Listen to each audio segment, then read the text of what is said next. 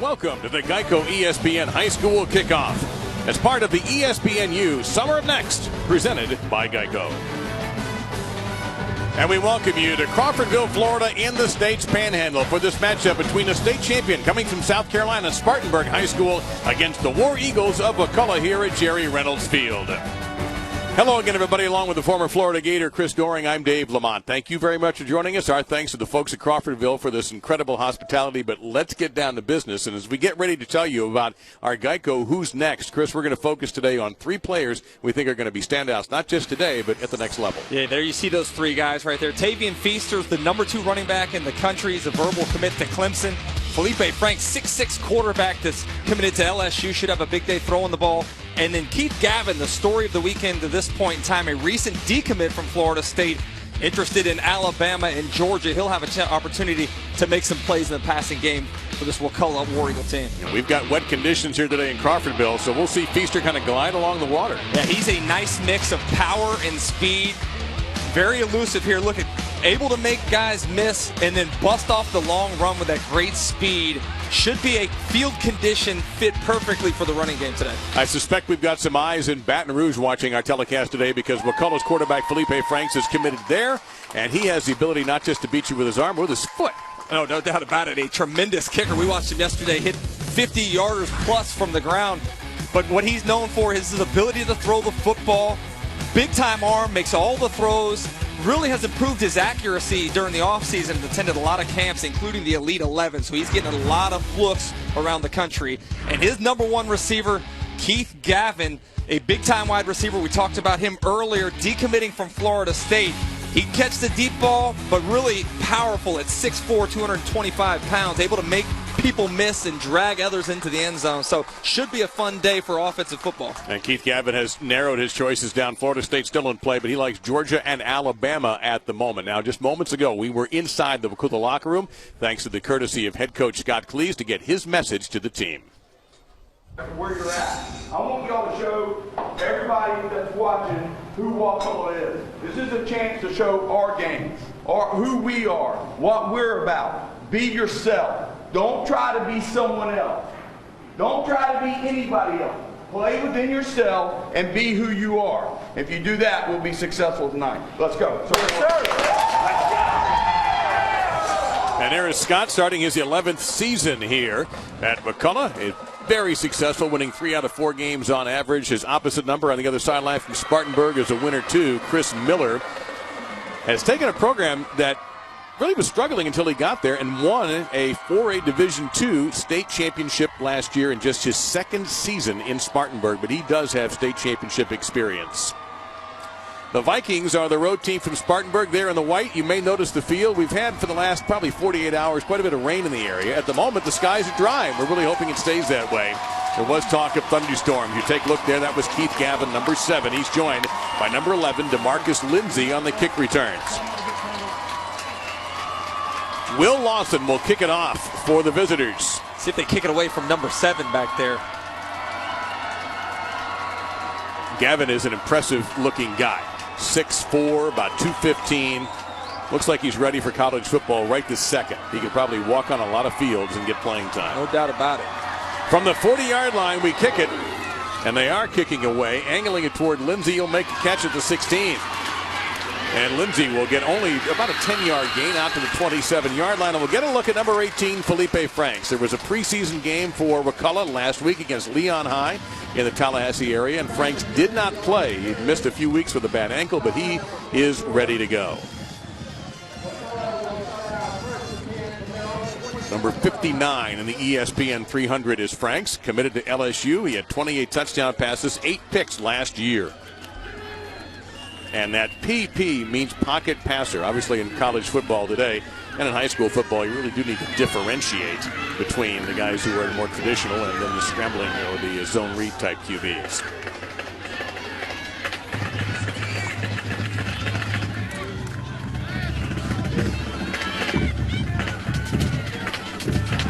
And ball's on the ground on the first play back at the 25-yard line. A botched snap. And it's going to be second down, a loss of 2.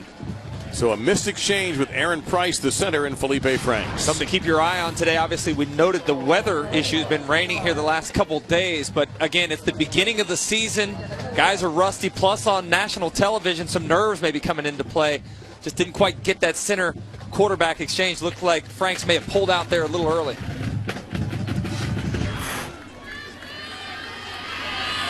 The wristbands. Of course, another center's responsibility is reading the front line. DeMarcus Lindsay is the tailback. Take to him. Franks little flipper over the middle. It's caught, completed to Justin Davis, and Davis will pick up the first down and a gain of 16. Speaking to a couple of the Wakulla coaches yesterday, they felt like they could run against this defense. They're normally a 3-3 stack team, but got a bunch of guys up around the line of scrimmage. It looked like Franks may have checked to the quick pop pass there. Nice read by Franks and execution, getting the first down. They do have a balanced run attack as well, so they have that kind of an offense that's difficult to prepare for. We've already seen them under center. Now Franks goes into the pistol.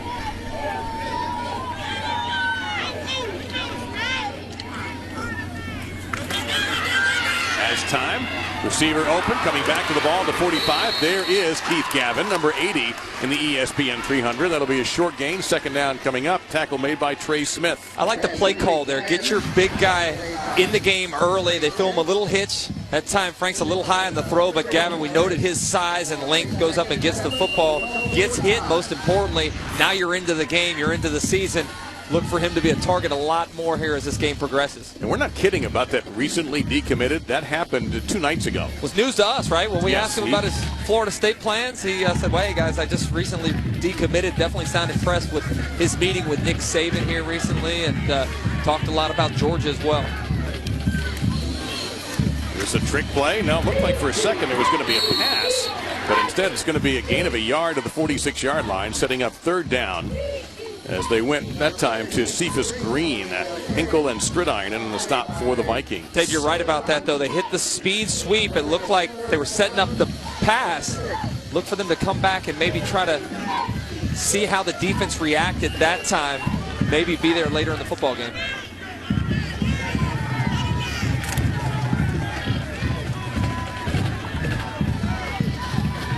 So they've got to get to the Spartanburg 48-yard line on the opening possession of our game here in Crawfordville, Florida, about a 30-mile trip from downtown Tallahassee.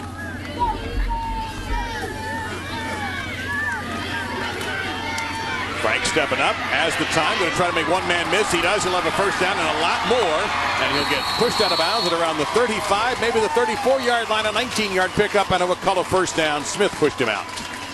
You noted that Felipe Franks was the number 4 pocket passer here in the country. Shows a little athleticism here. Goes through his progressions. They were trying to hit the stutter go, and when protection broke down, he stepped up, made the plays with his legs, and wisely got out of bounds before taking a big shot. Made the first man miss. That was Hinkle, the middle linebacker, and once he did that, he had the first down, and it was wide open for Franks. Smart moves. He checks the wristband. And when we talked to him yesterday, boy, did he come off as poised. Extremely poised. Very mature for a guy his age. Been taking some college courses already. And off, this is DeMarcus Lindsay. And Lindsay to the 30-yard line for a gain of 5. Second down and 5 coming up. One thing that you noted a second ago, Dave, is how multiple this offense is. Many different formations, many different personnel groupings. But I think one of the things that these coaches thought was going to be an advantage for them was rolling a lot of players in early to try to wear down the Spartanburg defense because of the heat. Today, really, the heat not a factor with the overcast skies and the rain keeping the temperatures down. Yeah, this is not necessarily a typical day in Florida in August. The humidity is not nearly what it could be, and it's not like a 90-90 day of degrees and humidity. You know that, I know that, because we're both Florida residents.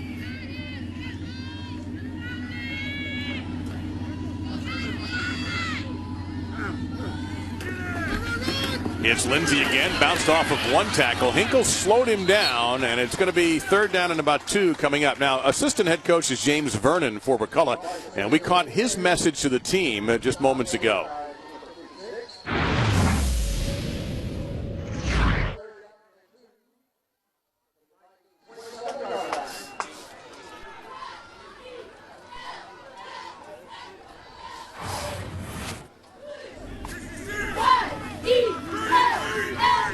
apologize for that. We thought we had those thoughts of James Vernon. We'll try to get those again. He is wearing a microphone.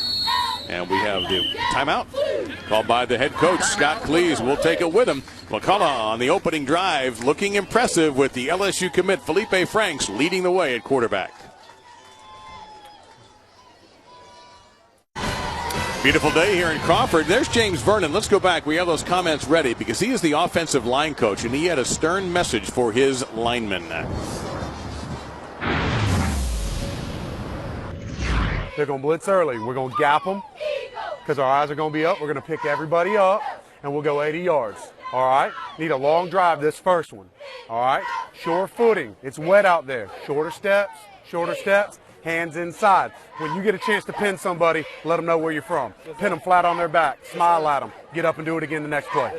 Let's go. Dave, I like the mindset there. This is an offensive line that head coach Chris Miller for the Spartanburg team noted was very big up front. You got a guy that's 285 pounds to tackle, another 343-pounder, so a big advantage for that Wakulla offensive line against the smaller defensive line of Spartanburg. Eighth play of the drive here. It's a handoff to Lindsey, and the size of the offensive line or not, did he get the first down? And the extra effort did indeed give him the first down. What a great run there by Lindsey, because he was double-teamed. Luis Rogers, a player we're going to be talking a lot about for Spartanburg, helped make the stop, but it's a first down. That's the second time we've seen Lindsey get hit in the backfield, but he keeps those legs driving. That time able to, as you noted, drive through two tacklers and pick up that first down. As an impressive drive here from the get-go. It started slow with the fumble snap, but since that point in time, Wakulla very efficient with their offense. You got Gavin one-on-one at the bottom of your screen there, number 7. 3 receivers to the left for Franks. Do you go after with Gavin here? Stay on the ground. Lindsey's got a hole. He'll get to the 15-10, and he'll score. Touchdown for the War Eagles.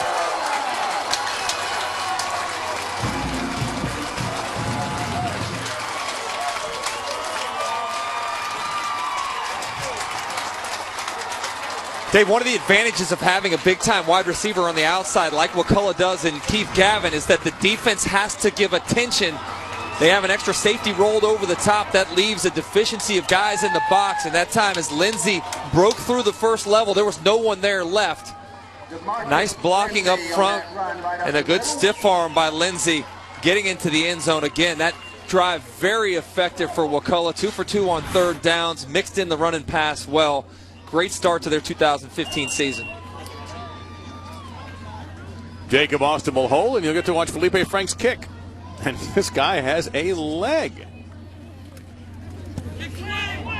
No problem.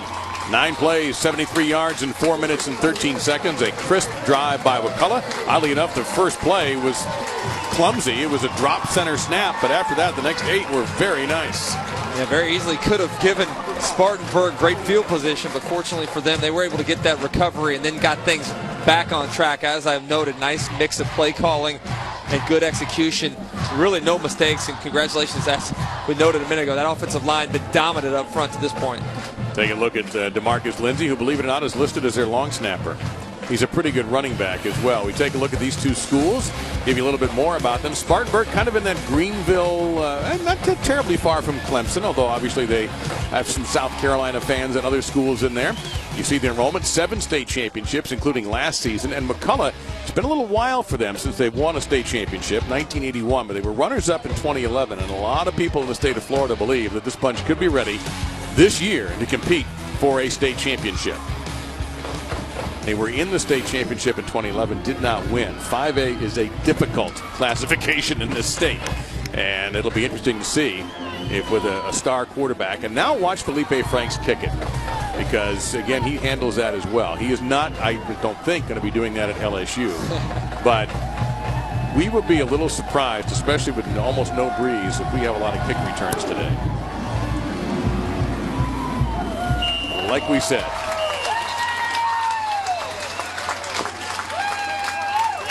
God's done it all to this point in time. Well, yes, he has. Throwing it well, running it there on third down for the first down. He kicked the extra point and then kicked one into the end zone. It's been the Felipe Franks show to this point in time. But one of those other guys we featured, Dave, earlier in the open, big-time running back in Tavian Feaster. We'll see if he gets his shot to answer as they get the first possession of the day. We take a look at a quarterback getting a lot of attention from some FCS schools. Austin Scott, call him Bow Time.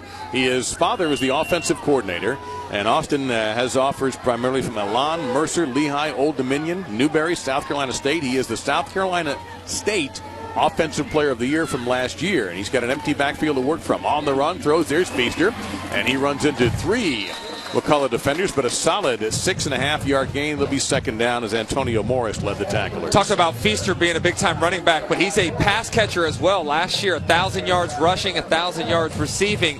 They'll line him up all over the field as you see him split out wide as a receiver. 28 touchdowns last year. Now they run the jet, but it's on the zone read. It'll be the quarterback keeper to the 35, out to the 36, and a good start early for Austin Scott. A first down for the Vikings and Chris Miller. And here's a real test, too. You've had the 9-hour bus ride. You had the practice at the high school. You've had the walkthrough, actually, in our hotel parking lot today. Now it's time to get to work and shake the run. And you've been hit hard on the opening drive. Yeah, offense desperately needs to answer right here, and they've done so to this point. Play to Feaster. Now they'll screen it to him. And, boy, the defense is right there. Montarius Loggins. No gain on the play. Loggins, another player that we want to talk about, but right now we have our first marker on the field. Looks like he might have got a face mask on that tackle there.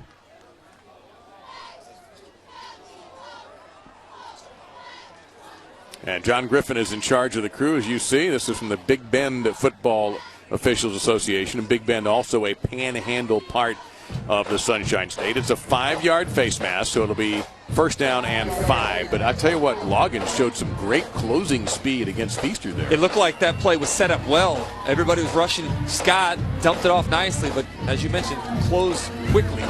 Eric Rice is in the backfield now, and he gets the carry, and he'll get the first down with the extra effort. He fought through the tackle and makes the dive, and it's a gain of 6. Look at him get back to the line of scrimmage. This is a spread offense that plays at fast tempo, and you saw Rice lined up in the backfield. He's also a wide receiver. We watched him in their walkthrough yesterday. They utilize him in a lot of different places as he's one of their main offensive playmakers. I think walkthrough was selling that. Yeah, that was not a walkthrough, by the way. A very intense day before a game practice. I wasn't sure if that was as a result of taking that long bus ride or not, but they get after it every week, the coach says. Well, they are waiting for Feaster. Anything he does, and he's breaking through and showing you the strength. He was caught back in Spartanburg territory, fought through some tackles, and picks up 7. It'll be second down and 3 before Morris brings him down. He's only listed as 188 pounds. As you look at the bus yesterday leaving Spartanburg, that's one of those things that the community really rallies around their football program. Kind of impressive to see, and certainly be a member of that football team, a special opportunity. Probably just as thrilling for those fans as it is for the players. Yeah. And a lot of them watching, and a lot of them made the trip, by the way. There's Feaster out in space. Gets a block. Got a couple of good blocks, and Feaster will get inside the 30. Had a little trouble with that wet turf. And it's going to be a first down as finally Loggins brought him down. But the blocking on that play was great. I like the way he catches the football. We noted 1,000 yards receiving last year for him. Gets up high with his hands, secures the football, and then turns into a running back. Very easily could have broken that one had he not lost his balance there. But another first down as the Spartanburg folks are answering. There is a mandated water break in Florida high school football, and we're taking it right now with 6:03 to go in Spartanburg on their opening drive. You're watching Geico ESPN High School Kickoff as part of the ESPNU Summer of Next, presented by Geico. Chris Doring, Dave Lamont here, and 4 busloads of fans made that long trek from Spartanburg, South Carolina to watch their Vikings take on the Wakulla War Eagles, who have the early lead, but this is Spartanburg's first drive of the ball game. Pitch out to Kesmond Gillum, and Gillum will get about 3 yards. Well, they took a water break, Chris, and Austin Scott certainly knows all about that because that's kind of how he got his start in football. I had a chance to talk to his mom yesterday. His father is the offensive coordinator for the Spartanburg team, Rick Scott, and as a kid, Austin wanted to be around the program, but his father told him, hey, the only way you're going to be out here on the sideline is if you work.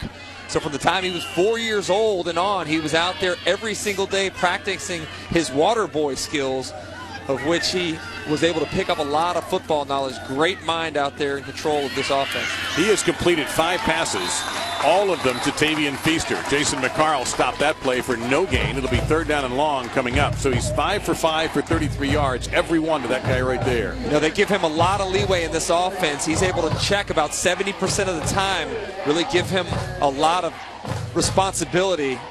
And he's done a nice job. Anybody that watched some of those highlights from last year, particularly the state championship game, this guy gets his guys in position to make plays and delivers a nice catchable ball.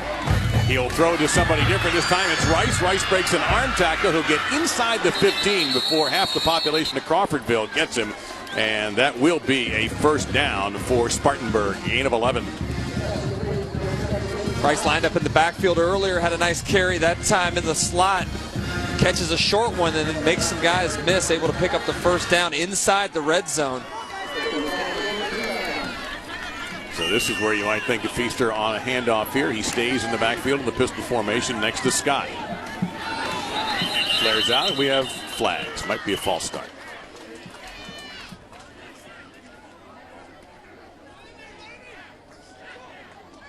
First down and 15 coming up.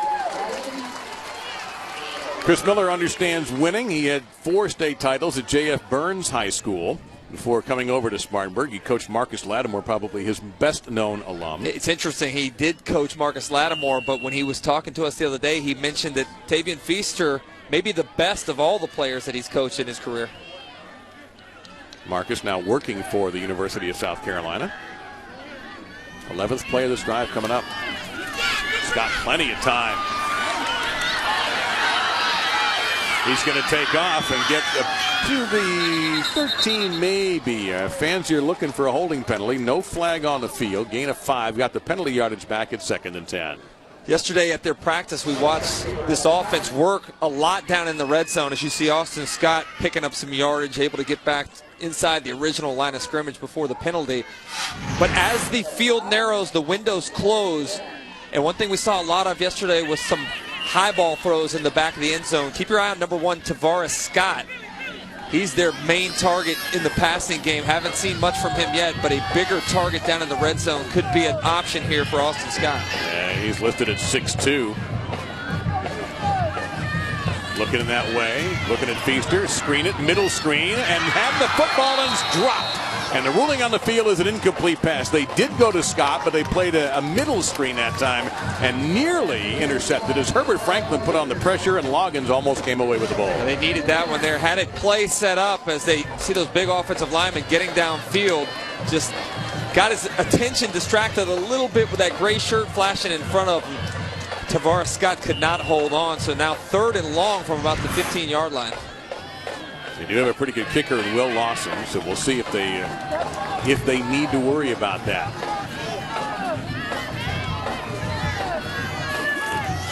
Feaster, always a safe call. Got a block from his quarterback on the back end of the play, and Feaster pointing at a player, walks into the end zone. Touchdown for the Vikings. It's never, ever a bad idea to give the ball to your best player. No, when you got a guy like that in the backfield, you need to give it to him often. 3rd and 10, I think, caught the Wakulla defense off guard with the handoff. See him stretching it wide, and great vision by number 28 that time, cutting it back, and then single-handedly making a couple guys miss, dancing into the end zone. Nice answer by the Spartanburg offense. We're tied up. Keith Gavin is also on the defensive end for the War Eagles. And that may well be true despite the muddy conditions here. This field is going to take a beating. We had a lot of rain the past couple of days and this morning as well, but it didn't bother Tavian Feaster on a 13-yard touchdown run. So far, all offense in this one with 3:16 remaining in the opening quarter. On that drive, Tavian Feaster had 54 of those 80 yards, Chris, including the last 13. So far, the players that we have talked the most about and have the big-time scholarship offers are looking good. Yeah, you got it. As you mentioned earlier, get your players the ball, and certainly onside kick here. And that's going to be recovered by the home team. This is something else we saw practice yesterday by Spartanburg. However, Wakulla will get the football. and it was fallen on by Cole Reams, the senior. So a heads-up play by Reams. Great awareness by Cole Reams that time, but not great execution. You see number 37 there just couldn't get the ball quick enough. That's a kick that has to be a little bit shorter, but as we noted in practice yesterday, they struggled. Will Lawson had a couple of them that didn't go 10 yards, and the coaching staff said, hey, I'd rather have it longer than too short. That time, just not able to get the blockers out in front to seal that off for Lawson to be able to recover the ball. So Felipe Franks on his second drive. He was very sharp on his first one. The touchdown scored by DeMarcus Lindsey. He stays in as the tailback in the pistol formation. He'll get it. Right up the gut, breaking tackles and getting some good interior blocking. He'll pick up 9, second down and a yard to go. Hezekiah Bird and Connor Shugart making the stop. Shugart getting the start today over Ronnie Miller, who was hurt. They're going to make it an 8-yard pickup, 2nd and 2. Shugart, a sophomore, one of 2 sophomores starting for the Spartanburg team. Coach Miller told us this guy's a tough little guy here, big hitter, going to be a great player as he continues to get more opportunities and repetitions over the next 2 seasons.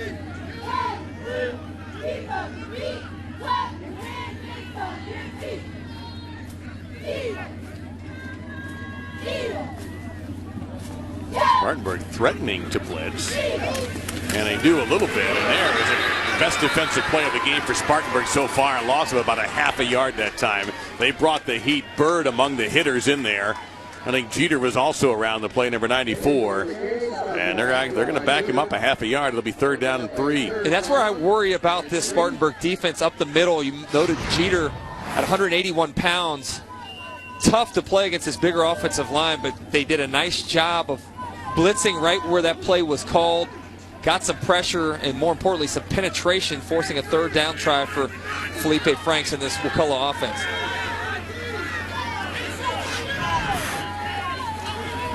That's jumped and dropped. Well, they read the play perfectly. You cannot, Trey Smith, do any better job at anticipating the pass to Keith Gavin. He just couldn't hang on, and it would have been a race to the end zone had he been able to get the pick. See Gavin running the hitch route. That time, number 25, Trey Smith, able to jump it because he's got help over the top. Julian Stradhire is back there playing safety. They're doubling Keith Gavin a lot today. And that time, Trey Smith just able to sit on the short hitch route, broke on it well, and very easily could have taken that to the house. Now, remember, it's 4th down and 3. Franks kicks. So this could be a pooch play here, or they may actually go for it. And they are going for it. Franks is really going for it, lobbing it for Gavin deep down the field, and it's incomplete. And Spartanburg's defense will hold. They survive the missed onside kick, and they get the ball in excellent field position. 2 aggressive play calls, one with the onside kick try by Spartanburg there. And then on 4th down, Wakulla's offense decides to go for it. They take a shot knowing that they got no safety help in the middle of the field, but just didn't execute it that time very well at all. Should have been a throw more towards the goalpost, and Felipe Franks threw it too far down the right sideline. Gavin just couldn't get to the football, and great field position now for Spartanburg. So Austin Scott leads out his troops.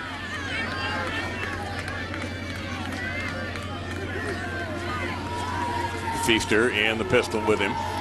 He'll get it. Makes one cut, gets the 50, spins. You see some of that leg strength before he is finally tackled after a 9-yard pickup. 2nd down and a yard coming up. Give you a little bit more information. Jason McCarl among the tacklers about Spartanburg in South Carolina, the defending 4A Division II state champions. The Vikings and the notable alumni, General William Westmoreland and Stephen Davis, who had a 3-time Pro Bowl career, 65 touchdowns. Also, let's not forget about Steve Fuller, the quarterback. Here's a flea flicker. Deep down the field. Receiver fighting for it, and it's incomplete. No flags on the play. Tried to go deep down the field to Romaine Kelly, a sophomore. But you know what? On 2nd down and 1 from the middle of the field, why not? Oh, I like that play call. Again, another aggressive call by Chris Miller. And that time, Romaine Kelly got caught up chicken fighting a little bit with the defensive back instead of running through the football. It was a great throw by Austin Scott. And by the time he tried to go up and get it, the ball was overthrown rather than just running through it and catching the ball over your shoulder. A missed opportunity that time by Spartanburg. It'll be Feaster. He sees opposite. He is smothered. Smothered at the 48-yard line. Great job by the defense. Loss of a couple of yards that time, and the War Eagles read the play. Interestingly enough, both possessions, as you see Feaster getting the inside handoff, were dominated by the offenses here, but the next two, both defenses stepping up, and an opportunity now for Spartanburg to go forward on 4th and 3. It was Montarius Loggins who made the tackle, but he had a lot of help inside 30 seconds in the opening quarter of the 7-7 game. And now Spartanburg lines up to go for it. Scott, he was looking at Feaster. He's going to have to scramble. Good coverage. He'll throw it down the field. Feaster came back to the football and is open inside the 30 to the 28-yard line. That's a 23-yard gain. What a smart play that was by Feaster. I can't talk enough about this guy's skills. We noted that he's a good receiver, catching the football, but even better here on the scramble drill, knowing how to find the opening, comes back to his quarterback, makes himself a viable target, and Austin Scott delivers a strike. Will they get this play off before the end of the quarter? They do. Screen, Feaster makes the catch very easily, and he'll stay inbounds, and that will end the quarter after that gain of about 3, maybe 4 yards. It's been very entertaining. We've seen both teams take their opening drives down for scores and then struggle since then. We've also seen a Clemson commit. Looks like Dabo Sweeney made the right choice when he made the offer to Tavian Feaster. You are watching Geico ESPN High School Kickoff as part of the ESPNU Summer of Next, presented by Geico. Second quarter about to begin here in Crawfordville, Florida, in the Panhandle. Want to head to Destin? You got about a 3-hour drive to get to those beautiful beaches. And we show you our Geico High School Kickoff featuring 10 games from 10 states, the top 5 nationally ranked teams, 9 state champions, 33 players in the ESPN 300. And we have a flag down that will slow everything for the moment. False start prior to the snap. That'll back him up to 2nd down and 11. Took a look at that map there. About a 450-mile journey for the folks from Spartanburg down to Crawfordville yesterday. About 8.5, 9 hours. And as we noted earlier, when they got off that bus, it was a full-go practice. They definitely worked out all the kinks from riding that far. And they were very effective. 75 players on this team, able to get full scout team offense and defense. So got quite a few reps in. Kesman Gillum is the tailback. Feaster taking a break. Scott had a little room to run, but he'll fire on the run. That's going to be a first down inside the 15. Tavares Scott making the grab. First down, and a good-looking drive here on with a short field this time for Spartanburg. First catch for Tavares Scott. Nice feel for what the defense was giving him. Wakulla playing back deep that time. Scott just sat down in the empty void of that zone, and nice throw rolling to his left. That's a tough throw for a right-handed quarterback, but Austin Scott made it look good, and Tavares Scott moves the chains. Quarterback will keep it this time. This is Scott off the zone read. He took a shot. I give him credit for hanging on to the football because he had a tackler come in right into that rib cage where the ball was, and he hung on. This is a big opportunity for Austin Scott. As you noted earlier, some FCS teams looking at him, but on this big stage, really wants to put on a show, that time showing his athletic ability and skills reading out the zone read. Did the right thing, keeping it up the middle and picking up a first down inside the 5. Now they're going to say he's just short. They're going to say second and a yard to go. Yeah, they were late moving the chains there while they determined whether it was a first down. And this will be on the sweep. Kesman Gillum. That's a touchback. The ball came out of the end zone, went through on the fumble. Now we also have a penalty marker down. It's going to be holding on the outside, so I don't think it's going to affect the fumble. The wide receiver lined up to the left got flagged for holding the cornerback. I wasn't sure if Gillum was down or not prior to fumbling that. If we get a look. Well, we're not going to have replay. No replay, but for our own benefit. We have it, but we do not have a replay official. And the ruling on the field is War Eagles ball. There's your holding call. The ball was fumbled through the side of the end zone. That's a touchback and a huge break for Wakulla. Gillum gets the inside handoff, stretches it outside. Oh, no, clearly fumbled that before getting a knee down. And a wasted opportunity with great field position down there. You see the hold by number 9, Josh Johnson, becomes irrelevant after Gillum fumbles that football through the end zone. And we got a better look at it. You see that Sebastian Garner actually fell on the football. Montarius Loggins has been a beast defensively for the War Eagles. He forced that fumble. So suddenly, after what appeared to be a racehorse start, the defenses have kind of taken over, and we're going to get either a flag or a timeout here called. It'll be the second timeout of the half taken by Wakulla, something that they probably didn't want to burn that many that early, but better than getting a 5-yard penalty. Dave Lamont, Chris Goring here in Crawfordville, Florida at Wakulla High School. They are the home team in the darker uniform. Spartanburg from South Carolina, 7-7. Felipe Franks, number 59 in the ESPN 300, calling the signals for the War Eagles of Wakulla. Look deep. Gonna lob it high. He's got a man downfield, open and incomplete at the 25-yard line. Kelton Donaldson had the opportunity. He had to step on the defender, and it'll be second down and 10. What a throw that time by Felipe Franks. Nice job of keeping his eyes downfield as the protection broke down. He bought some time rolling to his left and delivered a perfect football right in the hands of number 25, Kelton Donaldson. He's their small, fast guy, and that time kind of let his legs go dead. As a receiver on the deep ball, you got to keep running through the football. And that time, as he let his legs go dead, just couldn't pull in the over-the-shoulder catch. So Franks is 2 of 5 for 19. That one almost shouldn't count against him. He put the ball exactly Perfect where you throw. want to have it. So it'll be second and 10 here. He's rushed for 18 yards, thrown for 19, and has kicked an extra point.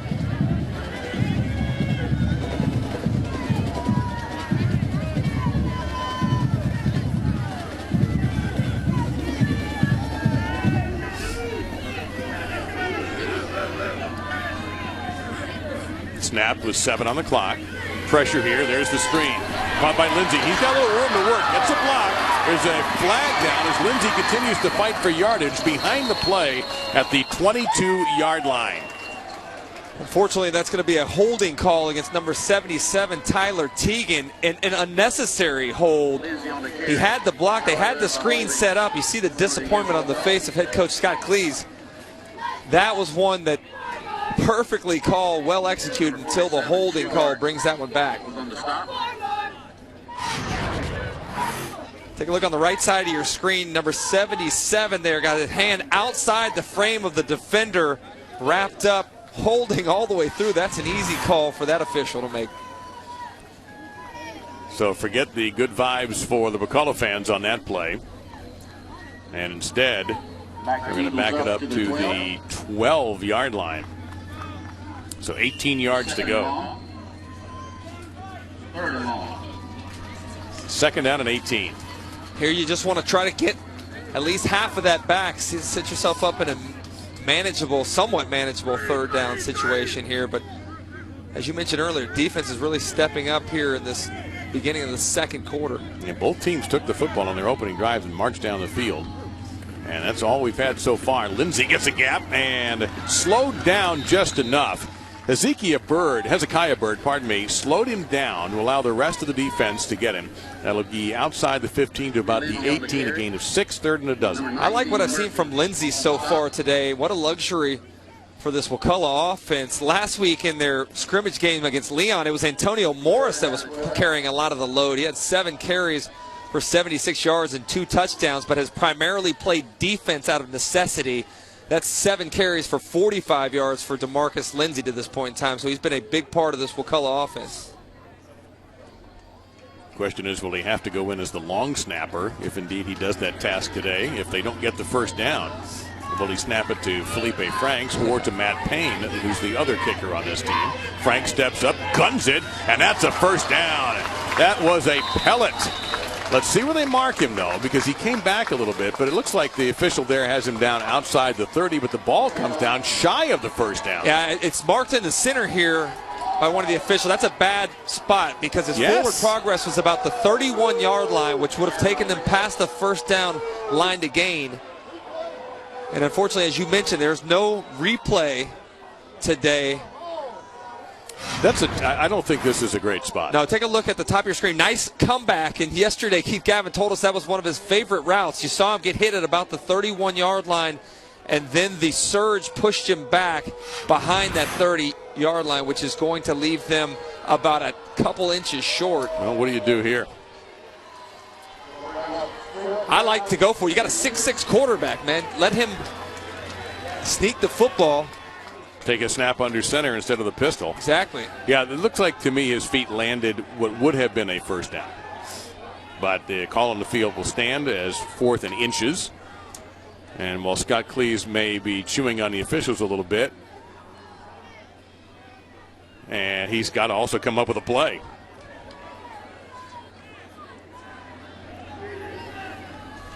Keep an eye on Felipe Franks with a hard count maybe here, potentially trying to draw off that defensive front for Spartanburg. They're going to be antsy, trying to push back that offensive line, the bigger, stronger, more physical offensive line that we noted earlier. This is the other thing. I think that's what you lean on a little bit. I just love the old Peyton Manning sneak. Just walk up, tap the center, and go. Silent count. Only 2 people in the building know what's coming. That appears to be a first down. If they hold that spot, and they will, he got outside the 30, and they did pretty much that play, and that'll be a first down for the War Eagles. So let's tell you a little bit about Wakulla High School here in Crawfordville, Florida. The War Eagles have just about 1,230 students here, and Nigel Bradham is doing really well in the NFL with Buffalo Bills, a former Florida State star. And again, we mentioned we're not at all far from Florida State and Florida A&M. Take you, what, about 35 minutes to get us through Tallahassee yesterday? Took us that way, yeah. I don't know. Well, you are not welcome. Not a popular guy in Tallahassee, but I appreciate you taking your life into your own hands and ride with me. Yep. Montarius Loggins is now into the tailback position. He's been super impressive on the defensive end, number 22. And he can run, too. Loggins to the 48-yard line. And I mentioned Florida A&M. We talked to him yesterday, and that's his lead choice right now for his school.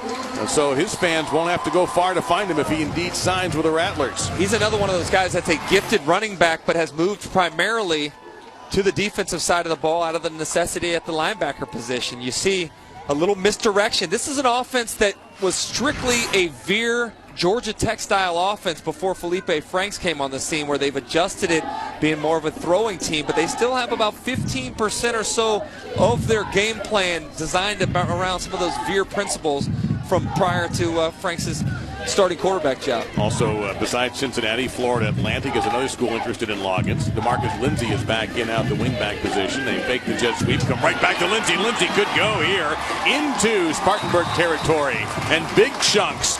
19 yards on the previous play, 19 yards on this play before Mike Murphy, a great athlete for this Spartanburg team, brought him down.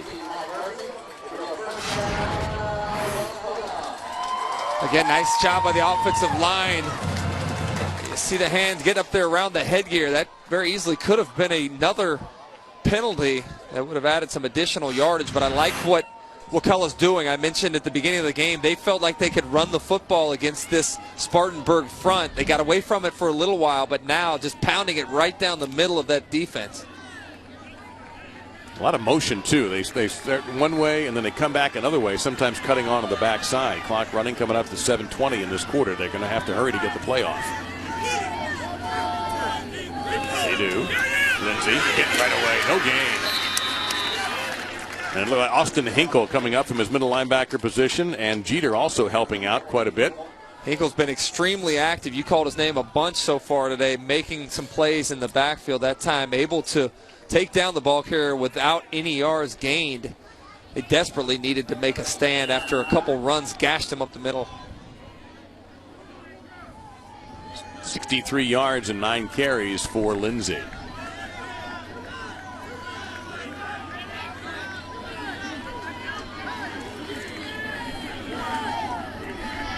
Frank's very patient the way he runs this offense.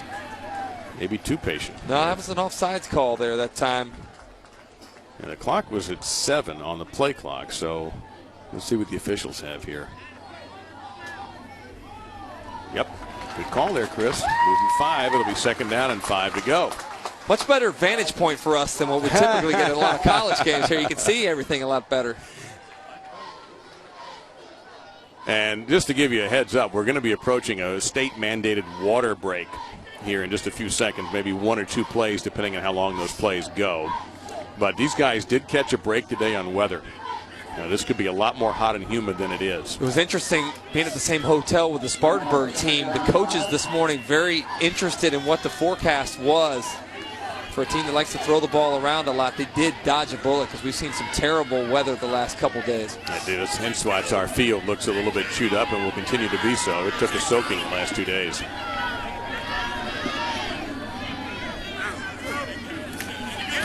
Handoff. This is Loggins. Ooh, my. It's loss of a yard that time. Just a collision. That was actually Antonio Morris, number 23 on the carry. Loss of a yard.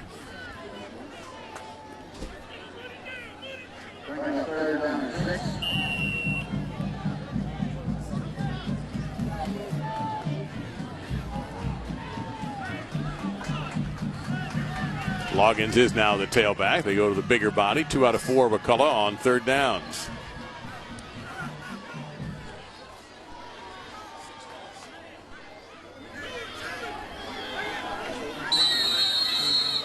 And that is the final timeout of the half used by Coach Scott Cleese. So clearly the communication may be an issue here. He's just not happy with the pace.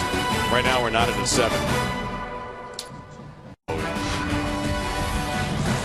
And we'll take a look at the USA Today Super 25. Miami Central, St. Thomas, a big win last night. Cocoa, American Heritage and Plantation near Fort Lauderdale, cracking the top 25 after beating IMG Academy last week. And Flanagan in South Broward County, number 25, and they are winners this week. Yes, the high school football in the state is extremely good. Felipe Franks on the run, being spied, lobs toward the end zone, into traffic, diving grab, what a touchdown!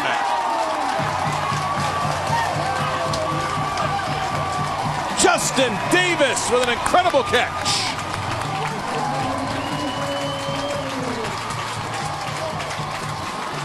Incredible catch, incredible throw, too, that time by Felipe Franks. We've seen him a couple times on the move outside the pocket, deliver nice balls downfield.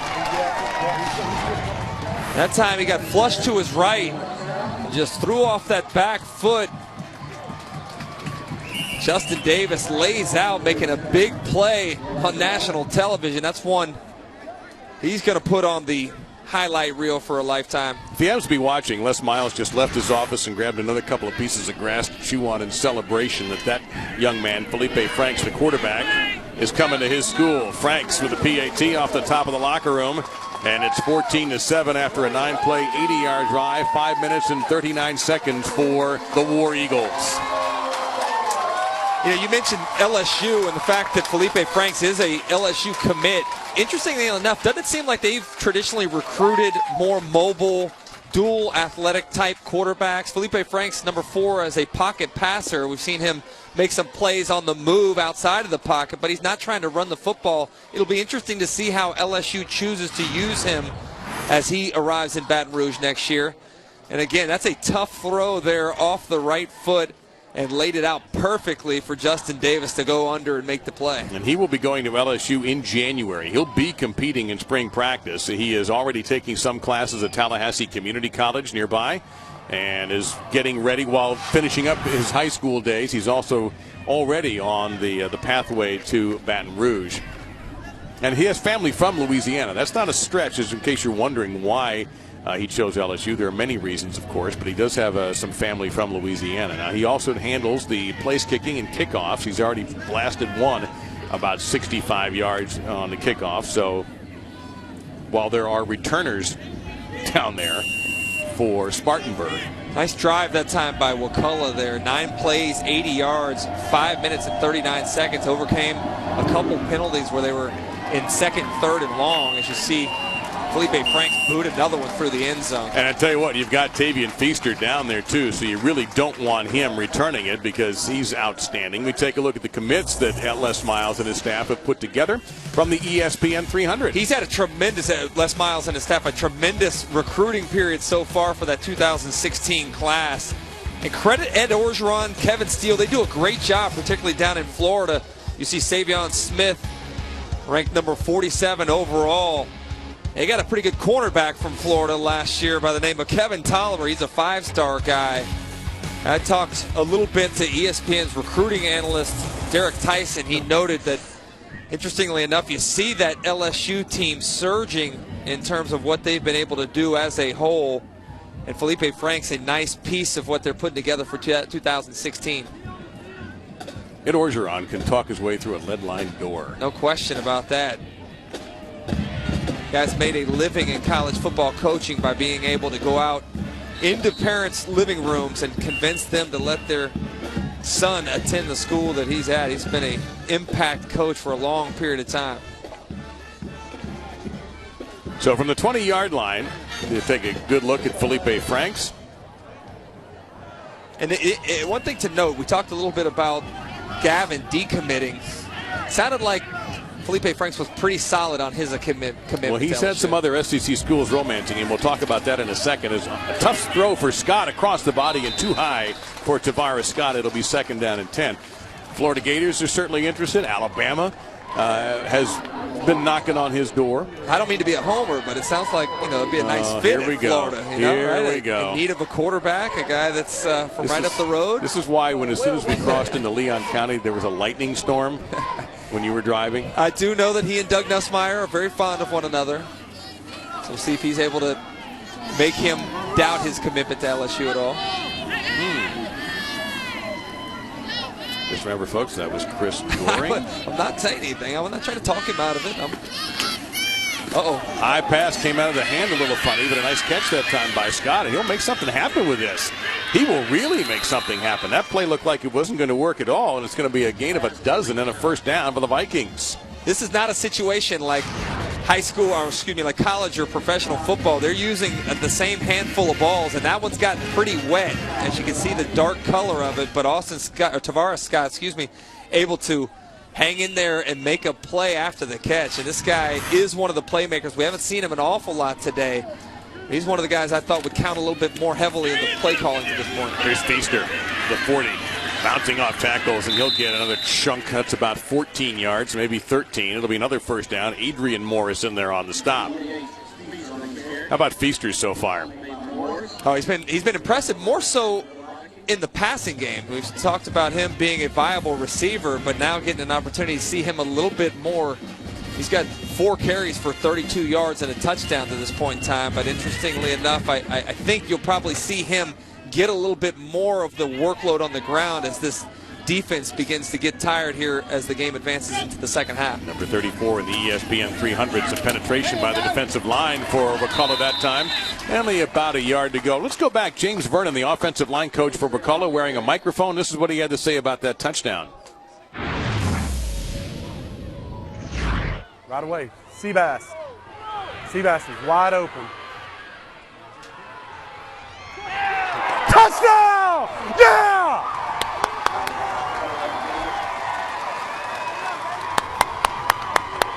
Great job! Meantime, we come back to live action and another 1st down. It appears to be just past the marker. The catch made by Tavares Scott. A battle of ones. The junior Jason McCarl helped bring him down. Mentioned earlier, Austin Scott has a lot of play calling leeway at the line of scrimmage. He saw the defense playing off about 10 yards. Saw Tavares Scott lined up out there and just told him to run the hitch route. Threw a nice catchable ball and able to move the chains. There at the 44-yard line of Wakulla. Wakulla led 7-0 on the opening drive. Spartanburg came right back. Wakulla has taken the lead again. Here's Feaster running left. And they're waiting on him. He'll get a couple, but they're hard-earned yards and mass tackling that time by the War Eagle defense. Alfonso Harvey, number 21, among those. This defense is extremely fast. They recently changed to a 4-2-5 alignment with an effort to get more speed on the field. It gives them an opportunity to be more multiple as well as some different blitz options. And they've really swarmed to the football very well this afternoon. Well, you're going to get speed in this state from top to bottom, from the Panhandle all the way down to the tip of the Keys. Shoulder shake, quick throw, caught, and right away the defense closes. Very short pickup. It's going to be 3rd down and about 6 coming up. Gain of a couple that time as Marsalis Wilson making the grab. That was a slower developing play. It looked like they were trying to maybe fake the quick tunnel screen and take a shot at the wheel route. Nice job by the defense, not giving up the big play and then closing quickly on the short pass. How do you think, we both remarked yesterday how much we like the way Austin Scott throws the football. I do. I like the way he throws the football. He's got a great arm, has shown a lot of accuracy to this point in time. He's a guy I think that will ultimately get some FBS offers, but just hadn't come that way yet. Looking for the screen, the tunnel screen to Scott. He's got to get 6. He'll get a lot more than that. Scott breaks free. Got a key block down the field to the 15. Inside the 10. And there's a flag for a horse collar tackle. And that's another guy right there that should deserve some attention from some FBS schools. He's in that same boat with similar type schools that have offered him to this point in time, but I think he's too good of a wide receiver. He may not have blazing speed, as you see the horse collar tackle that you mentioned a second ago, but he's extremely good with the ball in his hands. That time you saw him make a couple guys miss on the tunnel screen. Coming in from the left side, good blocking downfield, but that's just individual effort, breaking about 4 or 5 tackles, picked up a big-time block on the edge. And I really think that this guy is going to show that he's worthy of a scholarship from a bigger school as the season progresses. Wake Forest among those interested, we're told. A handoff to Feast. No, good zone read principles that time, but Wakulla wasn't biting. And it's interesting because you have to worry about Feaster.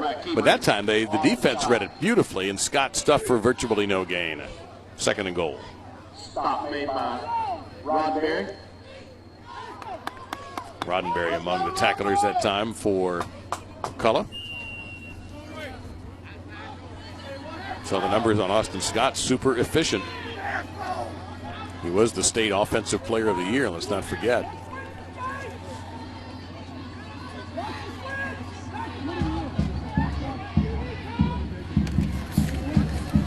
Dart to the end zone. That's exactly what we saw in practice yesterday. That very same play, and Tavares Scott's on the receiving end for a touchdown. Flag down. Down for the Vikings. Number 1, Tavares Scott. Flag on the play. It's coming back. Against the Vikings.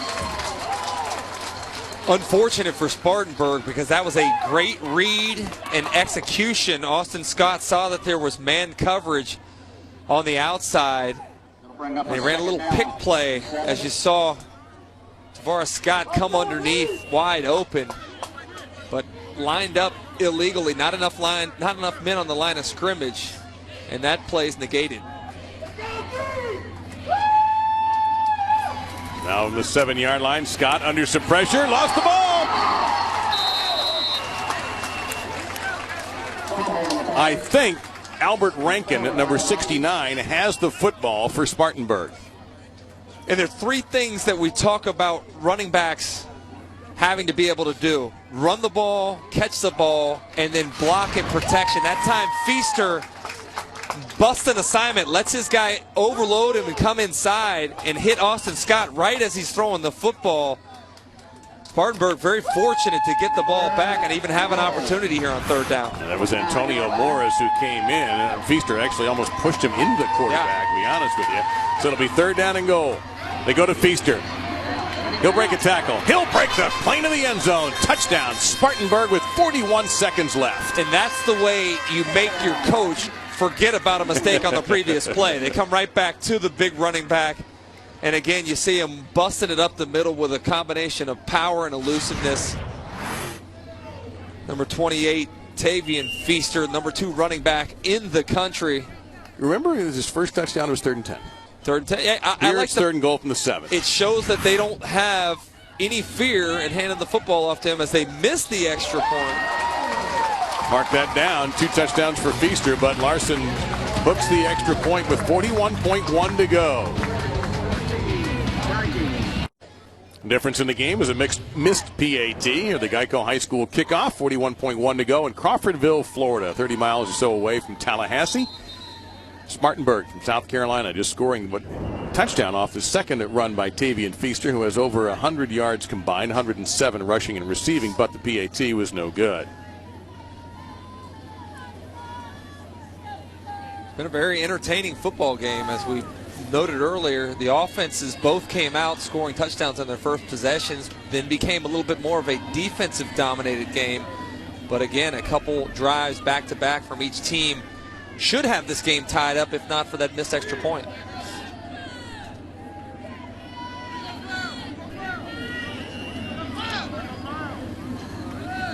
Last time was an onside kick effort. That'd be really risky now.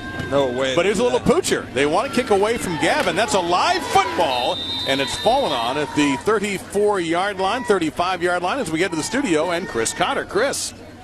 All right, Dave, coming up at the half, Brett McMurphy will join me here in Bristol. We'll talk about the week that was in college football. Very busy, including Tim Beckman getting fired at Illinois just a week before the Illini start their season. Also, quarterback battles still ongoing with so few days left before these teams open. Ohio State, Alabama, just a number of teams still searching for that number one signal caller. We'll talk about that coming up. All right, Chris, we look forward to all of that. Now, with 40.7 to go, you're out of timeouts if you're Wakulla, so I don't know how aggressive you would like to be. You've got Antonio Morris as the tailback position. I would definitely be aggressive here with Felipe Franks and Gavin on the outside. Definitely take some shots. Decent field position. They'll give it to Morris, and the little back will get 5. And a flag comes flying in. That'll stop the clock. Flag thrown from the position where you normally see holding call. Yep. That's what you get for not being aggressive. Let's throw the football around here, Dave. Shugart on the tackle.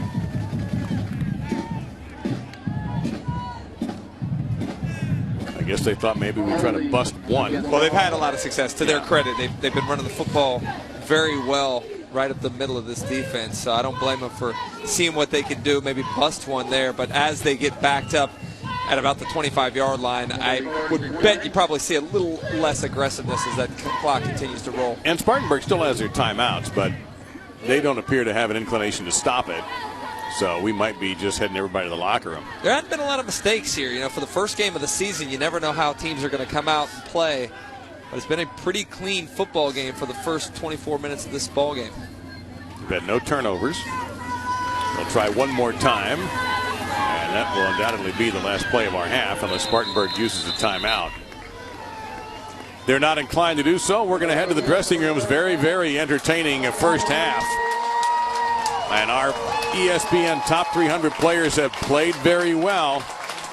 Tavian Feaster with a couple of touchdowns. You see Felipe Franks with one touchdown pass. He's on his way to Baton Rouge. He is verbal to Les Miles. We'll know officially in February. Feaster verbal to Clemson.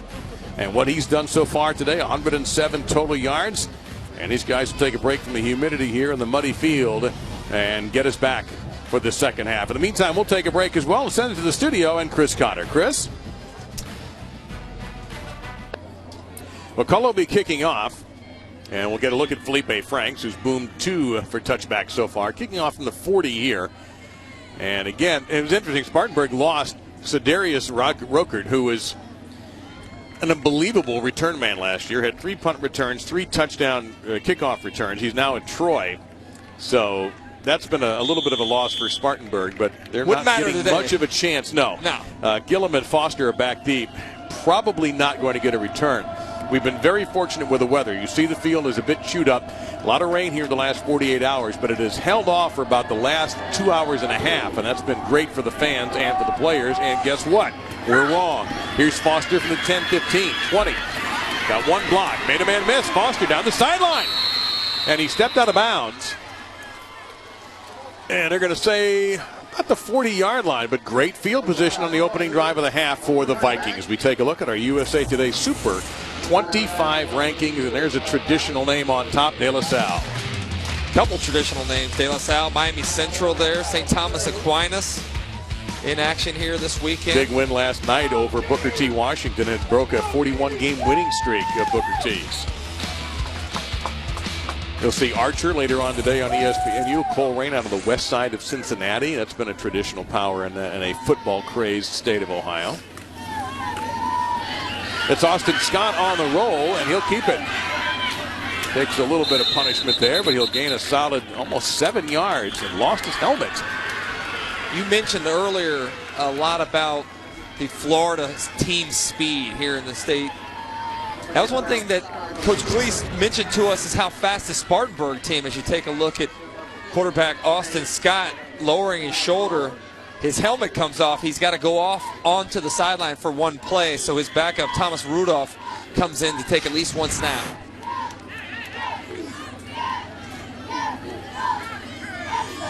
And it'll be a handoff to Tavian Feaster, and Feaster will be hit and short of the first down. The center of the defense coming up big for the War Eagles. Montarius Loggins, who's played an outstanding game defensively. Also in there, Antonio Morris, number 23.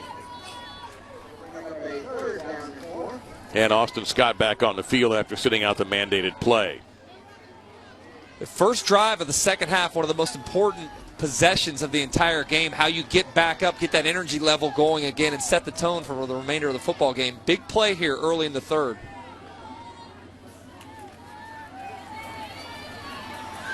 On the run, that's low. Trying to fit it into Tavares Scott's not going to go. 4th down and 3. You're in midfield. We haven't seen a punt yet.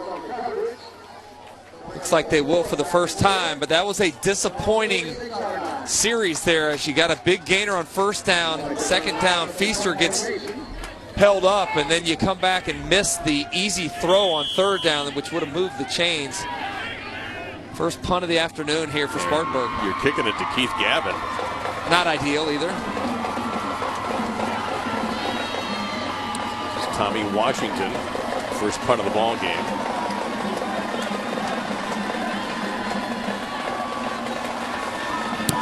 Left footer, it's going to rock this out of bounds. And that's probably safe. I don't know if he did that on purpose, but that's a lot better than risking kicking it to Keith Gavin, who just decommitted the other day from Florida State. But the other schools who are interested in him are Georgia and Alabama, so that gives you an idea. We take a look at Tavian Feaster, who heads an outstanding class for the Tigers. Take a look at some of those other names on there. Trey Lamar, inside linebacker out of the state of Georgia. Sean Pollard at the offensive guard position from North Carolina. So Clemson dipping into Georgia, staying in that southeast region for the most part. You don't see any of those names other than Feaster from the state of Florida as one of the more fertile recruiting areas here in the entire country. And just the people who may be wondering, you saw QB/PP. That means pocket passer. And that's what Felipe Franks is listed at very highly, as DeMarcus Lindsay will get a short gain on the first play of the half for Wakulla. There'll be a 2nd down and 9 coming up. Franks is actually the number 4 rated pocket passer, number 59 overall. Last season, over 2,200 yards passing, 28 touchdowns, and 8 interceptions, and he has a touchdown pass already today. Had a nice offseason, as we noted at the top of the show. Had a good showing at the Elite 11. Really has worked hard to shorten his delivery. One of those things that was one of the few negatives. He had a really long delivery, but has done a nice job improving that release as well as improving his accuracy.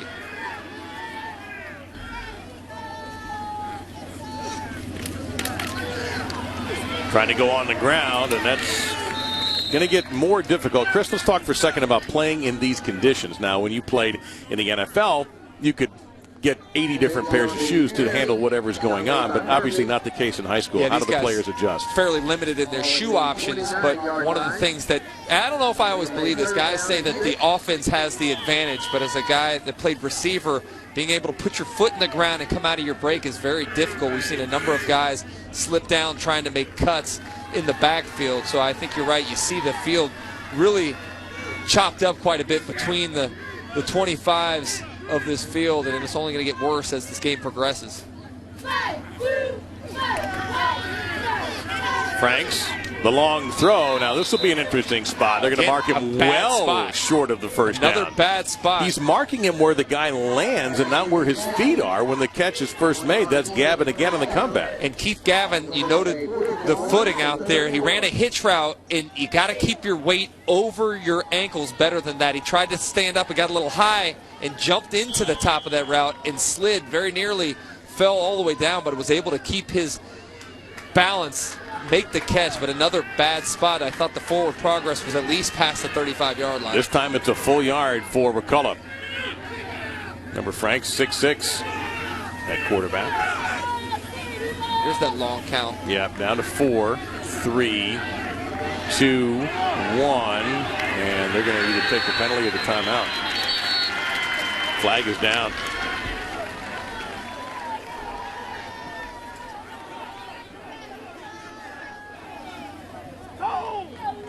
Keep the quarterback on the field. You noted earlier that Felipe Franks is also the punter. They didn't send out any personnel changes here. No, they also list Matt Payne as a punter, but that's still Franks back there, and he does have a rocket leg. A little deeper here with a shotgun snap, too. It looks like they're going to punt. Takes the high snap. Blocked!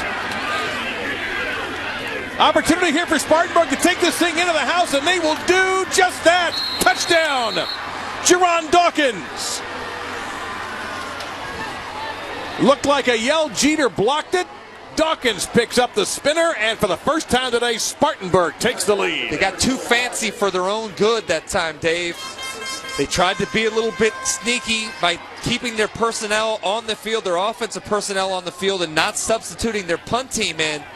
And Yell Jeter burst through the line of scrimmage, got his big hand on the football, and as you noted there, nice scoop and score by number 34, Jerron Dawkins. I thought that was not a well-executed fourth down series of events, taking the penalty for the delay of game and then leaving your offense on there with the pooch punt. Spartanburg's calling a timeout, and they have a decision to make whether to go for 1 or for 2. Gotta go for 2. Missed a PAT here earlier, and so Chris Miller wants a moment to think about it.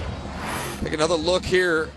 It's only about a 7-yard snap as opposed to the deeper normal punt snap.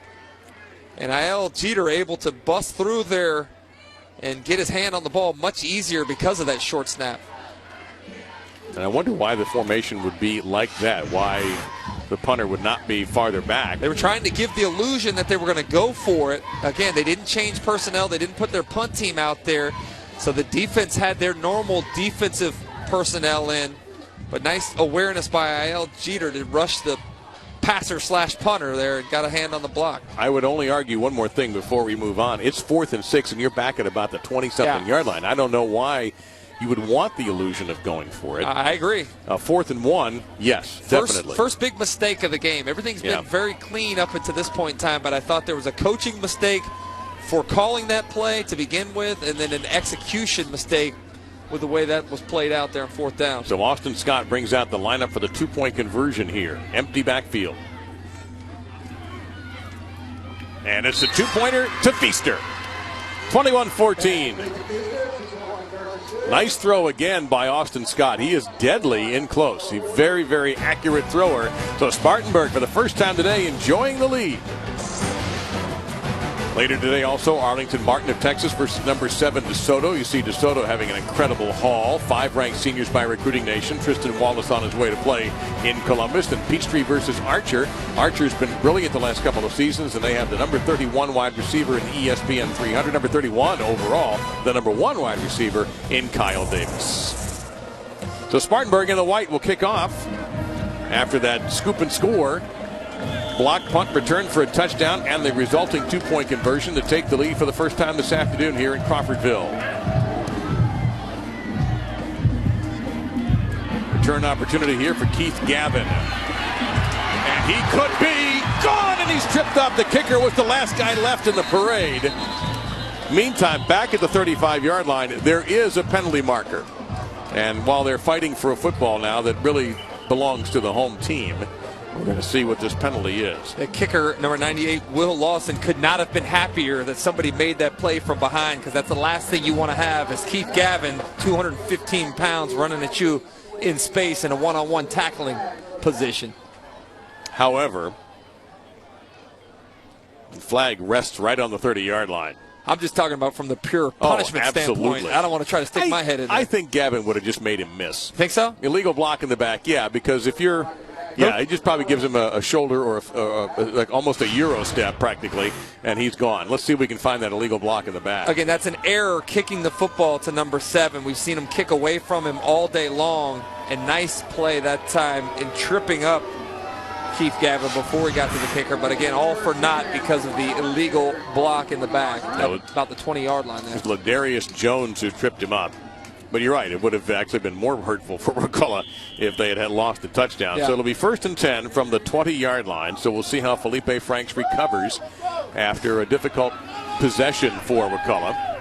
Fans here, those directly beneath us here, get fired up for the home team. DeMarcus Lindsay is the tailback. They give it to him. Little misdirection. Lindsay gets 9. 2nd down and a yard to go. A hit made by Connor Schugert. That's the play they had a lot of success with in the first half. They give the illusion of the speed sweep and then come back with the handoff to Lindsay right up the middle of the field. Again, we talked about I.L. Jeter, only 5'8", 181 pounds at that nose tackle position. So a overmanned defensive front for Spartanburg, having to try to buck up against this bigger offensive line.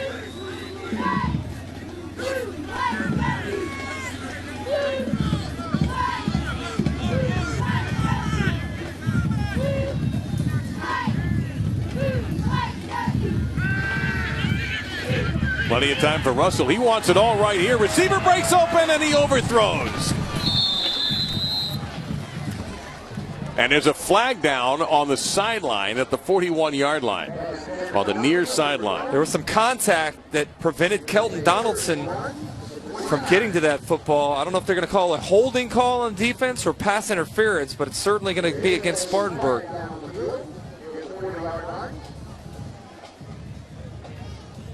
There's your call, pass interference.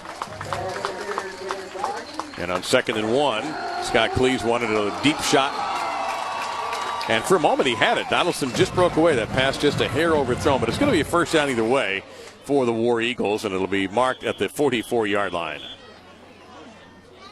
Spartanburg comes down after a over 400-mile bus trip, as we're going to take the mandated water break, and we'll step aside and have one ourselves. Wakulla searching for answers on offense. A lot of talk about that guy heading into the football game. That's senior quarterback Felipe Franks, 6'6", 210 pounds, headed to LSU. Let's take a look at what he does well. Right here in the pocket, got pressure in his face, stands in there, has got incredible poise and even better arm strength. Couldn't get anything into that football and drops it in perfectly for the touchdown.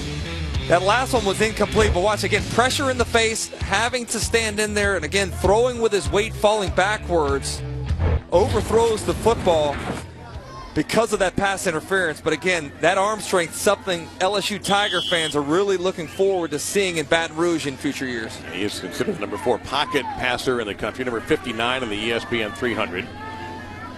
28 touchdown passes last season as a fresh set of downs. Handoff. This is DeMarcus Lindsay, who's rushed now for about 80 yards on the day. 2nd down and 6. Schugert on the stop again for Spartanburg. You know, Keith Gavin, another guy we've talked about a lot. He's the big wide receiver that decommitted from Florida State on Thursday night. Hasn't been that active in the game. That would be one of the things, if I was head coach Scott Cleese, I would try to make a concerted effort to get him the football a little bit more in the passing game. But very efficient numbers, 5 of 8 for 65 yards, 1 touchdown, and no interceptions for Franks. A little bit of movement there. You could see it. It'll be a false start.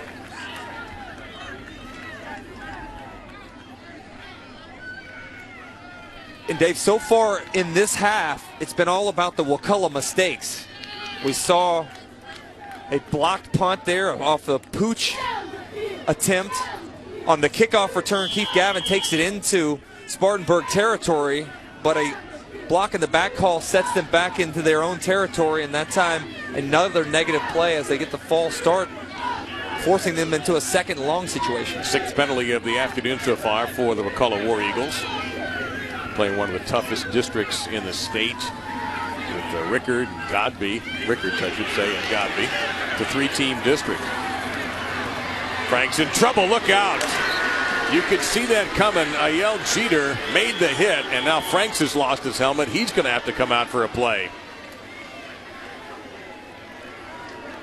Nice job by the secondary for Spartanburg.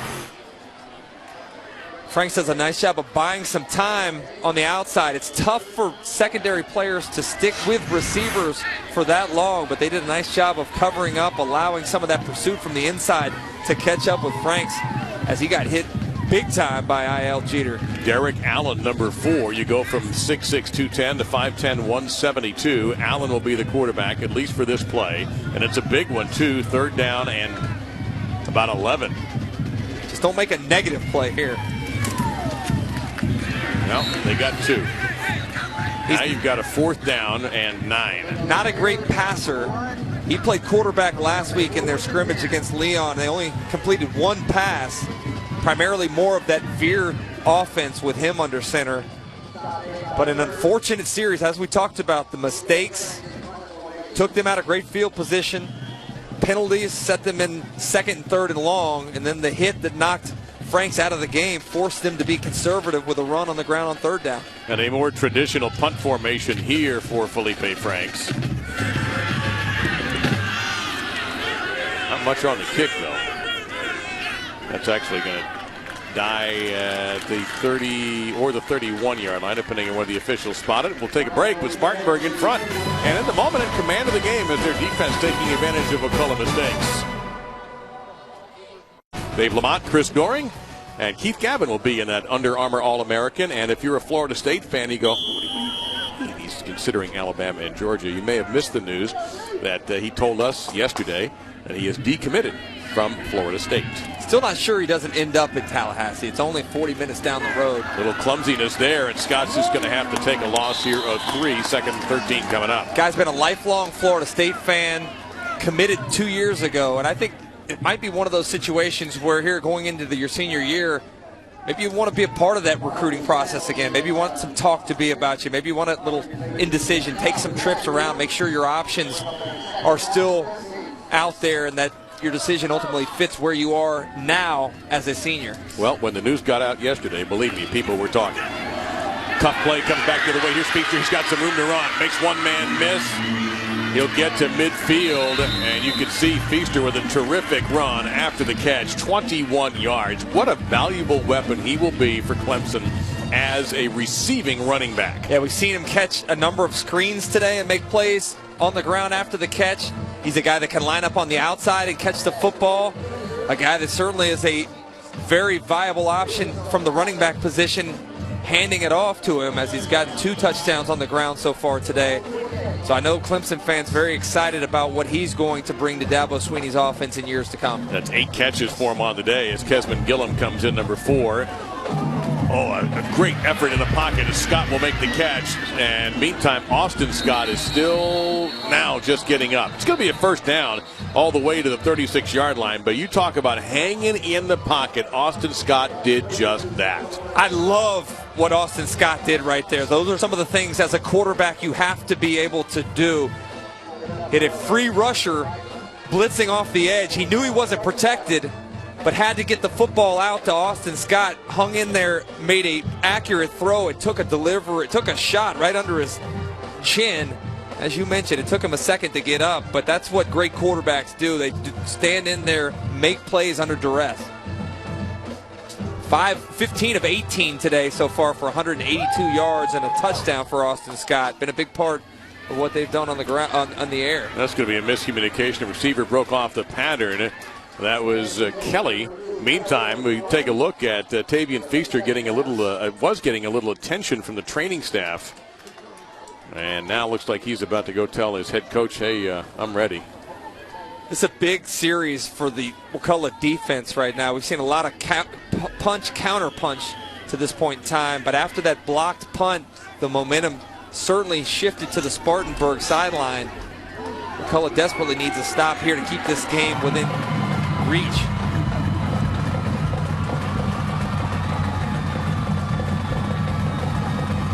Pressure coming from the edge, and down he will go. Unblocked. Number 21, Alfonso Harvey, led the charge, and he had plenty of help. Tyrone Williams there, number 58. But that time, Austin Scott just got run over by a fleet of trucks. And it's going to be third down and long. Alfonso Harvey, you mentioned him, number 21. He's the best rush guy on the team. Comes off the left side. But you're right, that was like a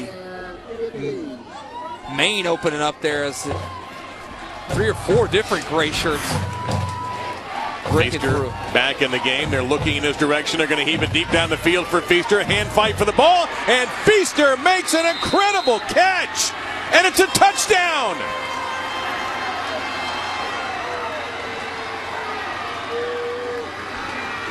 That's what this guy brings to you. The dynamic ability to line up on the outside in one-on-one coverage. They just send him on a go route. And he does a nice job of not only going up and getting the football for the touchdown, but as a running back playing the receiver position, holds off the corner to allow the quarterback some room to drop the football in there.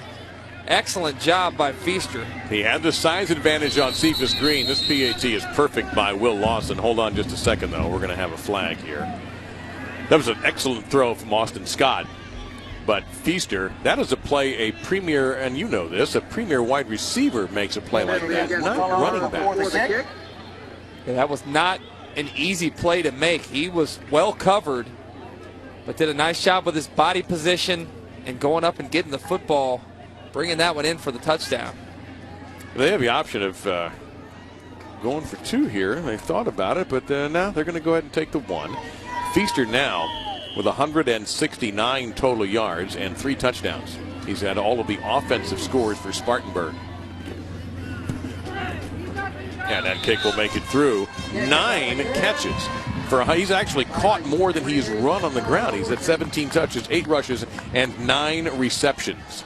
So he is all he has been advertised to be. Number 34 in the ESPN 300, Tavian Feaster, committed verbally to Clemson. He's lined up to the right here as Austin Scott rolls to his left and just lets one go. Nice job again holding off the cover guy, and the body position allows the ball to fall in. I don't know if we had replay, I think that might have been down at about the 1-yard line, but again, that's just a straight go route. And look at him press and stack the corner to give Austin Scott a place to drop it in. Let's not cheat Scott too, as you mentioned earlier, a tremendous throw. A great adjustment by Feaster. Again, that's a running back lined up at the wide receiver spot. The first ruling of touchdown came from a different official. The official you saw on the screen there just supported the initial call of touchdown, and that's a difficult call for that guy to make, running backwards, to also keeping an eye on whether or not there should be any interference flags thrown. So Spartanburg had not led in this game until the block, punt, scoop, and score, and now they've opened up a 2-1 advantage on Wakulla with 2:07 to go in this third quarter. That was the turning point in the ball game. Again, a questionable decision after taking the delay of game penalty to go with a pooch punt. And that's turned the game in favor of Spartanburg. Here's the shorty kickoff to prevent the long return, and will that work this time? A lot of arms around Chris Beverly, and he is brought down at the 33-yard line. They're trying to keep it away, of course, from Keith Gavin, who was a dangerous kick returner. The championship drive of the college football playoff begins Monday at 6 p.m. on ESPNU. Get an in-depth look at who's in and who is out exclusively on ESPNU and watch ESPN, presented by Capital One. All right, you've got to relight the pilot lamp here if you're Wakulla. And where do you go? Do you try with DeMarcus Lindsay at the tailback position, or do you now tell Felipe Franks, hey, buddy, you and Gavin have got to heat it up? I think you got to take what your defense is going to give you right now. You're seeing in the secondary from the Spartanburg team 2 safeties. So I think you got to run the football, make them bring guys down around the line of scrimmage. Franks will throw. That's the end of the play right there. Low pass, diving grab is made, but it's going to be a loss of 2 yards for Keith Gavin, number 80 in the ESPN 300. This team's been listless since they came out of the locker room at halftime. And isn't it interesting you say that, because we watched that full-on Spartanburg practice and wondered, man, these kids were on a bus for 9 hours. It was hot and humid yesterday, much more so than it is right now. And we wondered, gosh, if they left too much behind. Well, at the moment, clearly not. They knew what they were doing. No, you're exactly right. And we've also not had any cramping issues, which is a frequent thing early in the season. At least nothing that has stopped play. In trouble. Down he goes.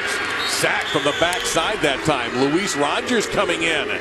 He's got South Carolina State and Charleston Southern interested in him.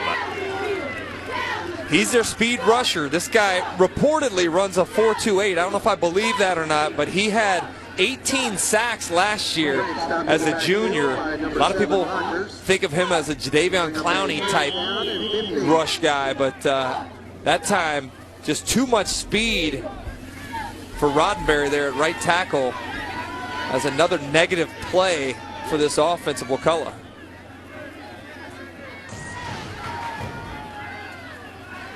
Time running out. They're going to have to get this play off, though. 5 seconds to snap. 4, 3, 2, and they do. Frank steps up, has a little bit of time, and he's going to take off, and he's got a lot of room, and he can't get by Hezekiah Bird. And he's a little shaken, too, Franks. That's a huge play right there, Dave. It was one-on-one, Hezekiah Bird in open space with the 6'6" Felipe Franks. If Franks is able to give him the stiff arm, that would have been a first down, because there was nobody there to prevent him from getting to the line to gain. Nice play by Hezekiah Bird, one of the guys that Chris Miller told us is their best linebacker, a guy that makes things happen. Remember that Felipe Franks did not play last week because of a bad left ankle, and he appears to be favoring that same foot as he comes off the field. A little bit of problems for Wakulla as we get ready to start the fourth quarter in a few. You're watching Geico. ESPN High School Kickoff is part of the ESPNU Summer Up Next, presented by Geico. We're about to start the fourth quarter here in Crawfordville, Florida, in the state's Panhandle, and you see there's the left ankle of Felipe Franks getting some extra attention. He favored that ankle as he came off the field following that sack, and it was an ankle that caused him to miss a preseason game last week against Leon High School. And let's take a look back, Chris, at what happened. And here he is one-on-one in space on third down, and nice tackle, as we mentioned a second ago, by Hezekiah Bird, but rolled up on that ankle a little bit as he was going to the ground. Let's hope that Felipe Franks is okay and able to come back. Certainly with a 14-point hole to dig themselves out of, they desperately need to have him in the football game. As we said earlier, the backup quarterback, much more of a running quarterback. That punt nearly blocked there. Matt Payne gets it off, and it's going to be short. But it's going to take a very friendly Wakulla roll on this muddy field here. Well, one thing, the difference in the half so far, Wakulla did not score in that third quarter. They ran 24 plays for 167 yards in the first half. In this half, a dozen plays, only 30 yards, as the defense for Chris Miller has stepped up. And think about what head coach Scott Cleese said when he was talking about Spartanburg. They're very well coached, and they make great adjustments, great in-game adjustments. Obviously, there's been some negative plays that Wakulla's caused for themselves, but a lot of what has happened here in the third quarter has been about some adjustments defensively that's really limited opportunities for Wakulla's offense. And can they stop Tavian Feaster, number 28, in white? He'll get it here. Makes the first miss. Bounces off a couple of defenders. Made really something out of nothing. He picks up a couple there. It'd be 2nd down and 8. Justin Davis was playing at that outside corner position. Nice job coming up in run support. He's only 5'7", 155 yards, but came up, laid a lick on the bigger Tavian Feaster, and allowed the pursuit from the inside to come and gang tackle him. Austin Scott, also their quarterback, has been very impressive as the commander of this offense. Under pressure, there's another tunnel screen. Tavares Scott, he's got some blockers and didn't use them. Flag is down, and that's going to be a gain much shorter than I thought that play deserved. No, again, great pursuit, great closing speed by this fast Wakulla defense, and there's a flag down on the field. I think it's going to be a hold against Spartanburg. It'll be interesting to see whether or not they accept the penalty. That's a good point. Illegal block in the back. So you either take third down here. It looks like Wakulla's going to choose to push Spartanburg's offense back a little bit. But I don't know. I don't know about giving Austin Scott, Tavian Feaster, Tavara Scott extra opportunities here. Well, it's going to be second down and 17. They move them, so you'll push him back, way back, and that's exactly what happened here. Feaster not in the backfield at the moment. Been replaced by Kesmond Gillum. And that pass beautifully defended. Knocked down, incomplete. Trying to get it to Josh Johnson. And Justin Davis batted it down. It'll be third and long. Again, we mentioned a minute ago Justin Davis doing a nice job in run support. That time makes a great play. It looked like it was going to be an easy completion on the skinny route. Nice throw. But good job by Justin Davis. He's their best cover guy. Gets his left hand in there right at the right time. Coach Cleese tells us he's an intelligent player, really knows the game, and that time played great technique and timed that thing perfectly. He also has a touchdown catch and an unbelievably spectacular play that in the first half for Wakulla.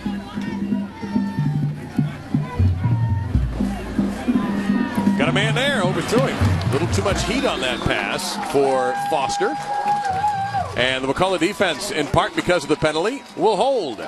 They needed that desperately right there. We saw the momentum swing big time to the Spartanburg folks, but good defensive effort. Made some nice plays there against Feaster, and again against the pass. Justin Davis, a big part of that stop. Let's see if that sparks the offense at all. They need some production here in this second half. You've got Gavin, very dangerous return man. Washington to punt. He gets rid of it as if it were a hot potato. And Gavin's going to watch that go OB. However, good field position at the 44-yard line for Wakulla. We'll take a look at Felipe Franks and see how the left ankle's doing when we come back. Look inside the helmet here, and there we'll see what's inside the mind of head coach Scott Cleese for Wakulla. They're trailing 28-14, but just picked up a huge defensive stand and a short punt that hooked out of bounds or sliced out of bounds. It gives Wakulla the football at the 44-yard line. Now the issue here, Chris, is the health of Felipe Franks, the LSU commit, the starting quarterback and an excellent kicker for this team. Had that left ankle retaped on the outside, and he will come back out there.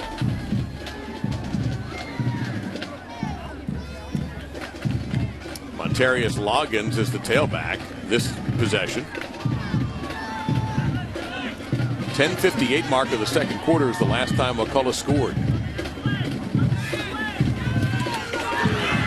Loggins was hit early by Jeter. I tell you what, Jeter has played a big game for the Vikings. That's going to be a loss, second and long coming up, loss of 3. That was something we were going to keep our eye on. With the undersized defensive line of Spartanburg having to play against that bigger front for Wakulla, and that time, again, the speed winning out, making a play in the backfield with penetration. Connor Shugart got the tackle, but it was Jeter who ruined the play. And Shugart, by the way, playing, he's not normally a starter, but Ronnie Miller out, he's getting the opportunity, and the sophomore has played very well. Franks steps up, down he goes, sacked by Bird. And Spartanburg is putting the clamps on in this half. You got to feel a little bit for Felipe Franks, not getting near the protection that he got earlier in the game. Taking shots from all over the place, doesn't have time to look down the field to get the football out. They got to find a way to block this front for Spartanburg. Maybe in this case, size doesn't matter. That's right. You see what's happened with Wakulla, their last 3 dives. That block punt was returned for a touchdown by Jerron Dawkins. And very casually, the umpire sees something he doesn't like. And a quick lecture. And some hung heads on the War Eagle side of the field. Definitely bad body language out there right now. Yep.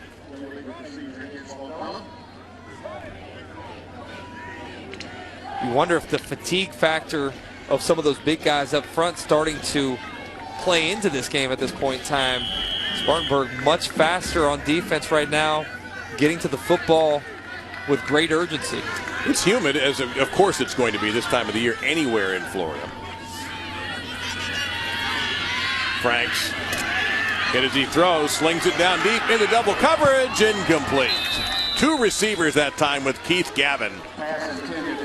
You had Mike Murphy and Damaje Foster, I should say, as 4th and 19. He makes it look effortless, though, doesn't he? I mean, stands in there, little flick of the wrist, and delivers a perfect spiral. That was about a yard too far for Keith Gavin to pull in. But as he's coached more at the next level, I think he's really going to be a big-time quarterback in the Southeastern Conference. And he's going to punt.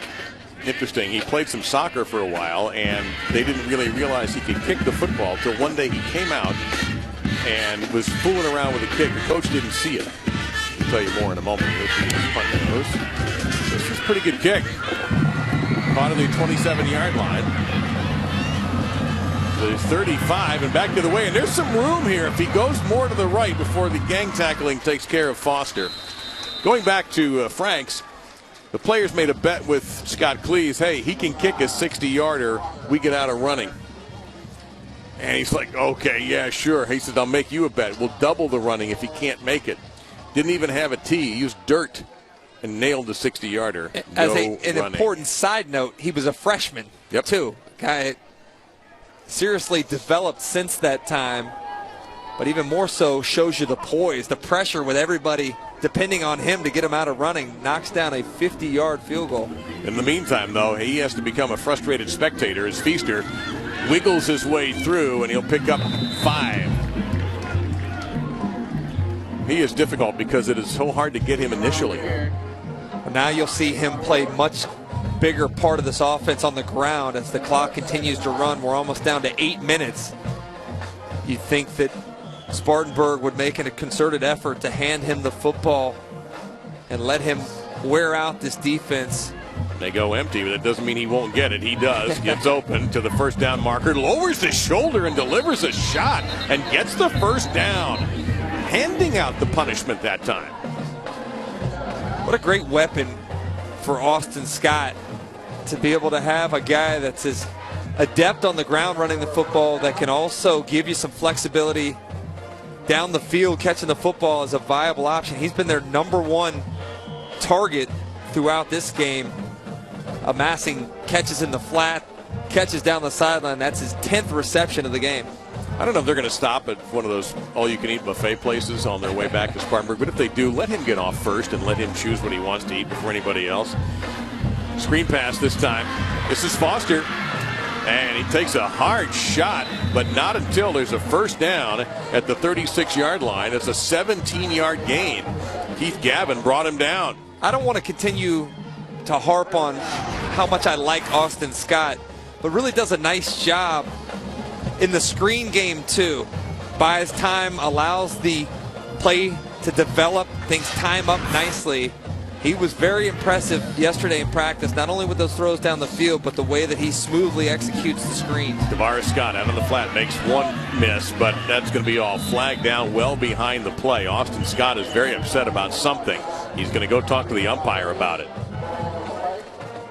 Now, Austin Scott has helped the officials before. In the state championship game, they brought out the wrong football. He noticed it, took the football away from the referee, walked it back to the sideline, and got the correct football and handed it to the official. I would say that's great awareness, which it probably is, but I can tell you that's got a little OCD in him too, you know, having that right football, making sure you're getting one you like. I don't want to talk about quarterbacks' preferences of football with as sensitive as the subject is as the NFL with Tom Brady and the Deflategate stuff, but I can tell you quarterbacks are very partial to certain balls that they approve to be in the football game. So that holding penalty is going to wipe out the game from Scott. It's going to be first down now and 20 yards to go. In fact, a little less than 20, about 19 actually by the time I... So Scott, his father is the offensive coordinator. Firing, middle of the field. And the underneath passing game is working. And you see Tavares Scott. You have to be careful. They will call the stiff arm on the offensive player. I've already watched a high school game in Florida where that happened, where a good game was wiped out by a stiff arm call. I'm not sure I like that rule. No, I don't like that. I mean, the officials don't have a choice, but I think that's kind of a goofy rule. Second down and 11 after the gain of 9.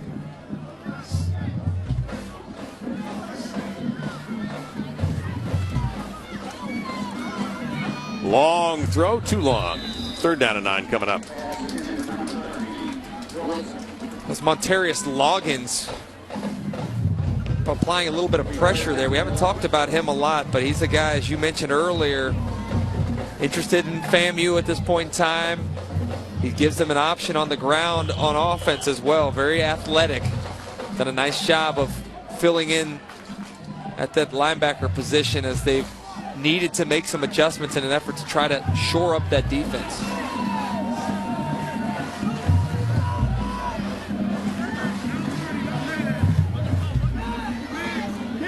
Five to snap it. Screen. Oh, almost intercepted. Well read. And there's Loggins again. Played a very solid game defensively. I was singing the praises of Austin Scott and his ability to execute the screen game. That time an ill-advised throw. As you see the rushers being let go. And Loggins reads it perfectly. Hides a little bit there behind some of the big offensive linemen, and that would have been a huge swing, a much-needed big play.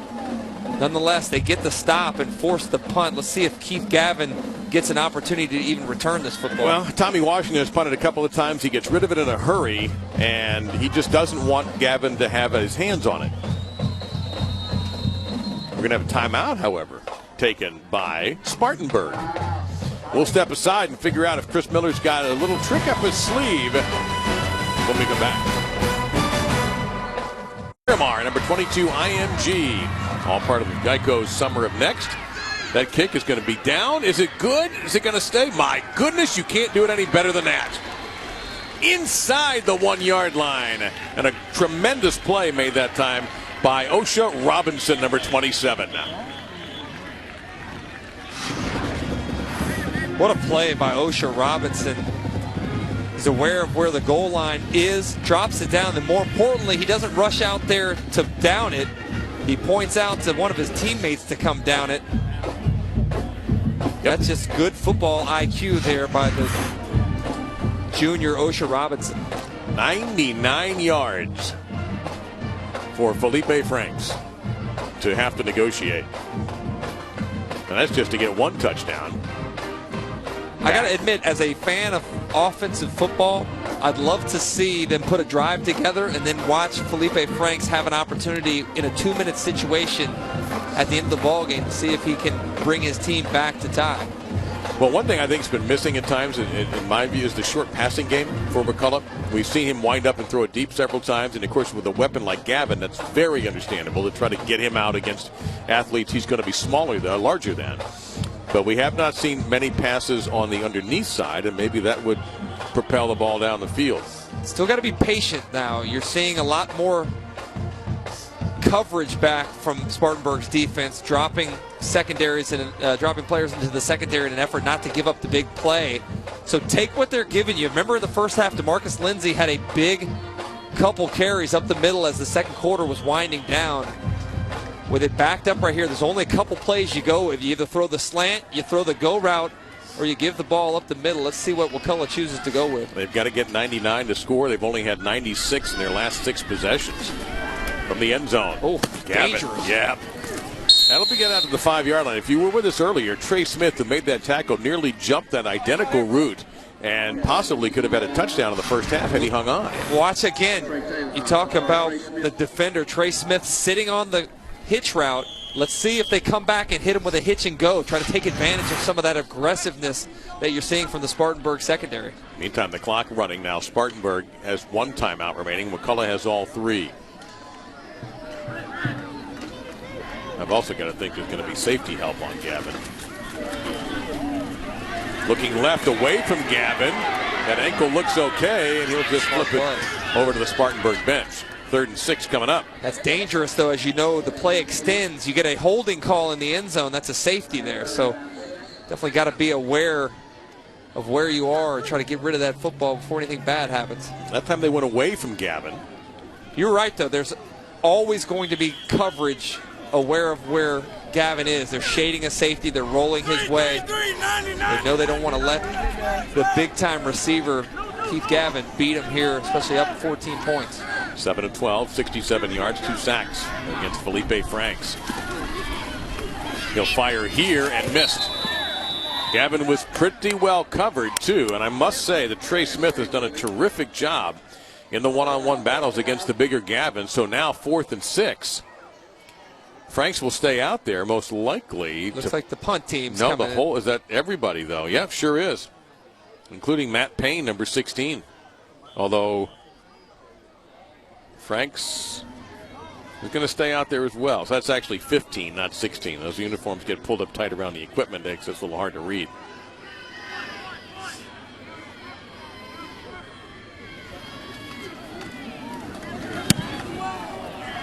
No, that's a bad kick. That was a slice into the woods.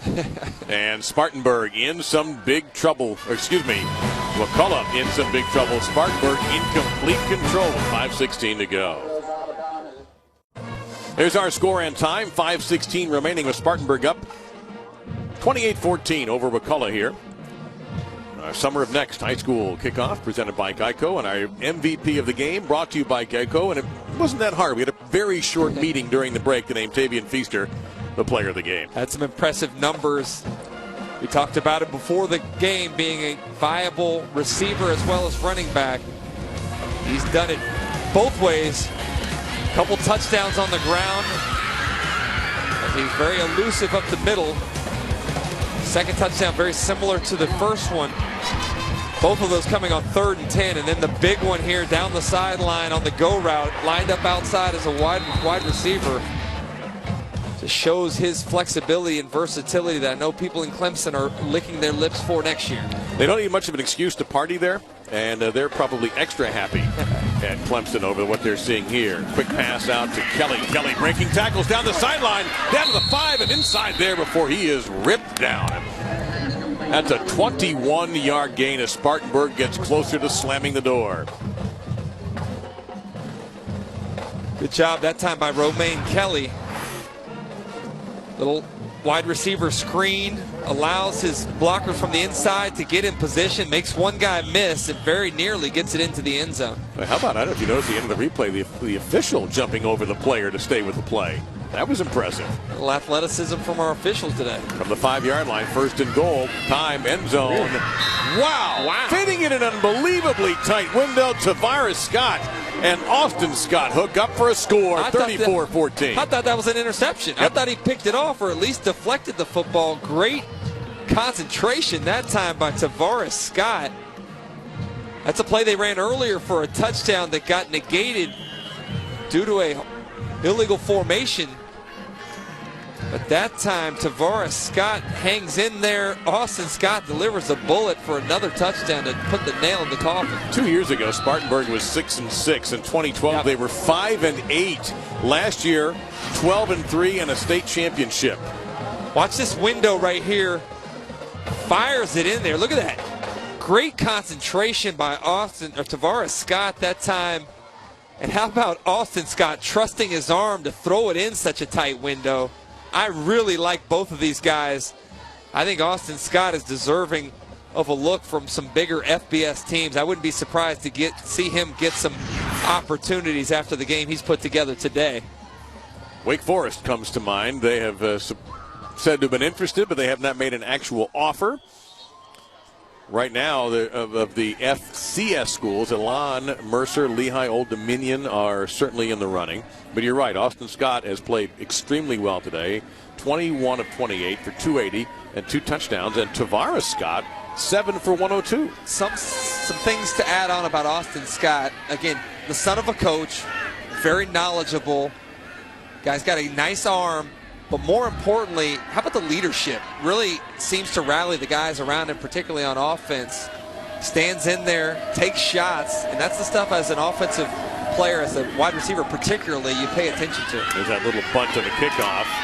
And Wakulla has an opportunity here. They need to make everything perfect for the rest of this game out to the 44-yard line on the return.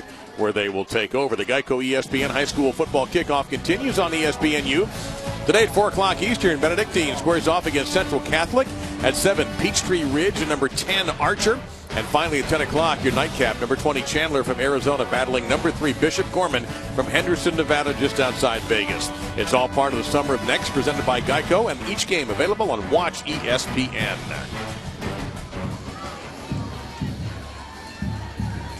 So Felipe Franks in a very difficult situation here. Not impossible, but they really do have to run nothing but 2-minute drill the rest of the way. And they go on the ground instead. Antonio Morris will pick up a first down into Spartanburg territory with a gain of 12. He's the guy that had the big week last week against Leon in their scrimmage. 7 carries, 76 yards, couple of touchdowns.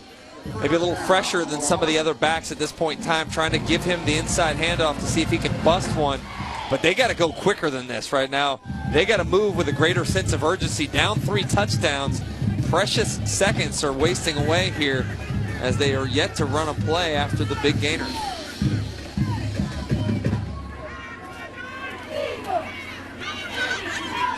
Has the receiver open, and the safety comes over, and it's not going to help. Inside the 10-yard line. They needed a big play. They get it from Kelton Donaldson. That was an ill-advised throw by Felipe Franks. It's going to count as a completion. They're going to rack up some yards there, but that's all about Kelton Donaldson one-on-one. Franks threw the ball up for grabs with the safety shading over his way, but the 5'7" receiver goes up and makes a play at the highest point. And again, as you noted, a much-needed big play, picking up some chunks of yardage in a one-fail swoop. Red zone is not a place Wakulla has been yet today. On the run, there's the short pass, incomplete, stops the clock at 4:03. It'll be 2nd and goal. 22-0. Spartanburg has outscored Wakulla in this half. Again, it goes to speak to the coaching adjustments at halftime. Again, the energy level has not been tremendous from Wakulla, but I've really liked what this defense, particularly of Spartanburg, has done in taking away some of the plays that were there in the first half for Wakulla.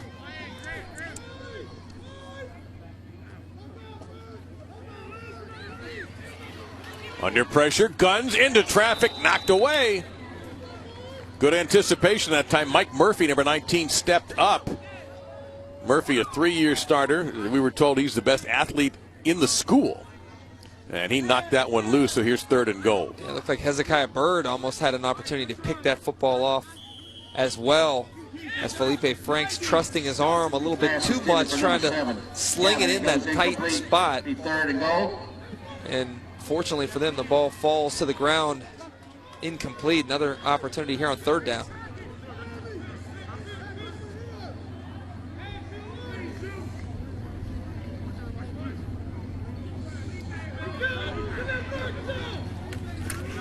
Back away from the blitz. A little lob. Nice touch, but it's incomplete. Gavin was the intended receiver. A little slow to get up. Hopefully he's okay. I think he's just disappointed. So you're going to see a go for it here on 4th and goal. Doesn't it seem like Wakulla's just been slightly off with their timing today? One step short, one overthrow after another in the passing game. Just have not been able to connect with the same consistency that you would have hoped for with a guy like Felipe Franks and Keith Gavin on the outside. I liked the throw. If Foster could not get a piece of it, and Gavin was just late, maybe the throw was just off just that tiny bit. But, Chris, I think that's a great point. 4th down and goal. Under pressure. Playing on a bad left ankle. Throws across the body and out of the end zone. Spartanburg will take over, up 3 minutes and 40 seconds remaining by 21 points. That's a great play on 3rd down when you're throwing the ball away to come back and live for another down. But on 4th down, you got to give your receiver an opportunity. Keep it in the ballpark. Let somebody go up and try to make a play. I do understand Felipe Franks was under duress and running for his life at that point in time, but just way out of the end zone, uncatchable there. And that's kind of been the story here of the second half for Wakulla's offense. What has Spartanburg done on defense that has shut out Wakulla in this half? You know, they've been much more aggressive at the line of scrimmage. You've seen much more penetration. Some of that having to do with the calls, some of that having to do with the fatigue factor of the big offensive line of Wakulla. It completely negated the run game of Wakulla that was there, picking up big chunks of yardage in the first half. Our Geico MVP, Tavian Feaster, straight ahead for 3. Only 67 second-half yards for the War Eagles on offense. And if you can't run the football when there's 2 safeties back in the middle of the field, your offense is helpless at that point in time. You have to be able to consistently run the football when you have the defense outnumbered in the box in an effort to force them to come down, which can open up some opportunities in the passing game.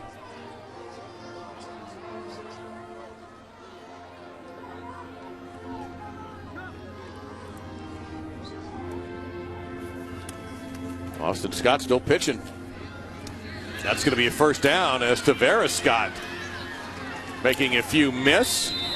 Justin Davis on the stop. That is not the first time today we have seen this Scott-to-Scott hookup. It's been incredibly effective for Spartanburg. It was a slow start. I was looking forward to seeing Tavares Scott. Dropped one early on. They missed on a couple. But you can see how proficient that connection's been right there. 21 to 28, or 28 for Austin Scott. 7 receptions for Tavares Scott. A nice battery combination there for those 2 guys. We talked so much before the game about Franks to Gavin, and honestly, the Scott-to-Scott has outplayed them today. Good job by Austin Scott letting that play clock.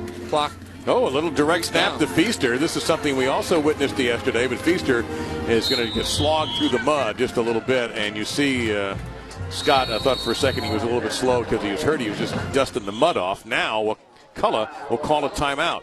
I don't know if I'd have Feaster in the ball game at this point in time. You got the game well in hand. He's a guy that's a big part of your offense, as we've seen today, both running the football and catching it. I think I might let some other guys have an opportunity at this point.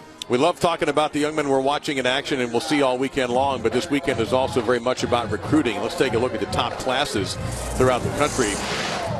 In ESPN Recruiting Nation, Ohio State ranked number 1, LSU, and we're watching Felipe Franks today, number 2. FSU lost one of those players with Gavin to Penn State. How about what James Franklin has done there? Bama, SC, Ole Miss, the Hurricanes, Georgia, and Michigan.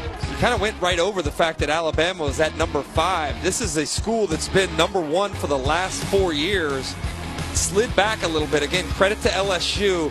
I thought the interesting thing about those ESPN 300 commits for Alabama and LSU, 5 of them for LSU and 5 of them for Alabama are front 7 guys. And that's what makes the SEC such a talented conference, is the play of those front 7 guys. It's all about the line of scrimmage. As much as I'd like to say it's about the receivers, it's about line of scrimmage play.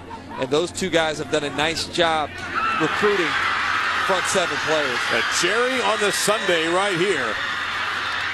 Wilson, touchdown, Spartanburg. Marcellus Wilson, the senior, into the end zone. This one's over. That'll pump up the numbers on Austin Scott quite a bit. Yeah. That'll put him well over 300 yards, closer to 350 on the day. That was all about Wakulla selling out.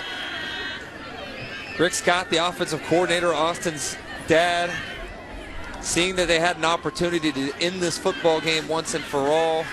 I love the play call. Oh, I love it because too. How many teams in that position do that kind of thing? They really just get super conservative, and they realize they have a hot quarterback and the confidence born by success today to be aggressive. Love the play call. Love the execution. This is a team that won the state championship in South Carolina last year. They're the favorite to do so again today, and they've definitely proven a point in the season opener. He's made a lot of nice throws today on the run. That's a perfectly thrown ball rolling to his right. Hits Marcellus Wilson right in the numbers. And then after the catch, outrunning the Wakulla defense for another touchdown. 29-0 in this half, Spartanburg. And that 9-hour bus ride is going to feel like about 90 minutes. There's father and son right there. We also met the whole family. We met the whole family. Met his mother, yesterday. met his grandparents, and we asked his mom, how's the relationship between those two guys? Sometimes a father coaching a son can be an interesting dynamic, but she said they're mirror images of one another. Best buddies, love talking football, think exactly the same of the football mentality, and really kind of fun to get a chance to talk to his dad yesterday, not only about Austin, but about this entire team. They've done a nice job offensively today for sure. So Spartanburg will head back to South Carolina with a big win. And you're right. I think they've also let everybody in that state know, oh, excuse me, we're still great. We're still good, and we still have to be contended with in District 2, Class 4A, Division 2, I should say. Meantime, if you're Wakulla, you learn from your mistakes. You still got some great talent on your team. You're in a very, very difficult district. And I imagine this is when the coaches are really going to go into overdrive to try to correct these faults before the next game. The great part about this is you'd love to have won this football game, but it's a great litmus test. You know, you see where you are right now. You see how you stack up against some of the great competition outside of the state. It's not a loss within your district. It's not a loss within the state. And it's not going to ultimately cost you an opportunity in the postseason. Yeah, there are teams that take some tough losses early in the season and come back and they play against the competition in their districts, in their regions, and they dominate or they win. There's a lot of evidence of that around the country. So it's not a season-ending loss by any means for the War Eagles. But I got to say, after watching that Spartanburg practice yesterday, the day before the game, impressive organization on that coaching staff. Outstanding job by Chris Miller. Has that program really headed in the right direction. You talked about 2 years ago, 6-6. Last year, making that ascension to 12-3, winning the state title. Again, the favorite to do so this year. But they really have great organization, great efficiency out at practice. And you can do that when you have the kind of numbers they have. 75 guys, as I mentioned earlier in the game, a full scout team offense, full scout team defense, and an opportunity to get a lot of plays during a 2-hour practice.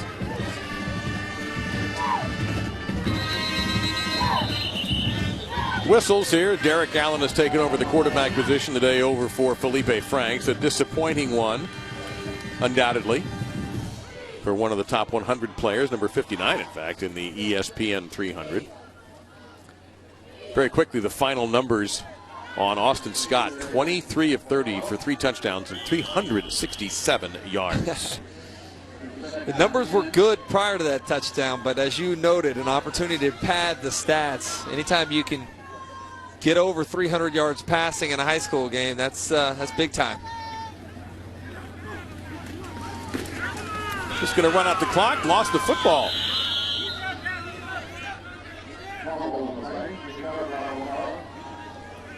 And there is Austin Scott. I don't know how many passes he threw at that practice yesterday, but his arm strength is not an issue. He certainly didn't come up with a lame wing today. He was outstanding. I thought he was going to have one of those shoulder ice things that the pitchers use, right? As much as he threw, he wasn't throwing gently either. No, no, no. Those were the same kind of BBs that we've watched today, especially the short-range passes. Well, we certainly wish him well in whatever his college pursuit and wherever he winds up. He's going to be an asset to whatever program he lands at.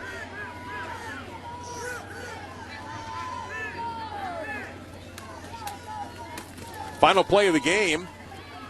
We'll see Spartanburg head back to South Carolina with this win, 42-14, a dominating second half, outscoring Wakulla 29-0.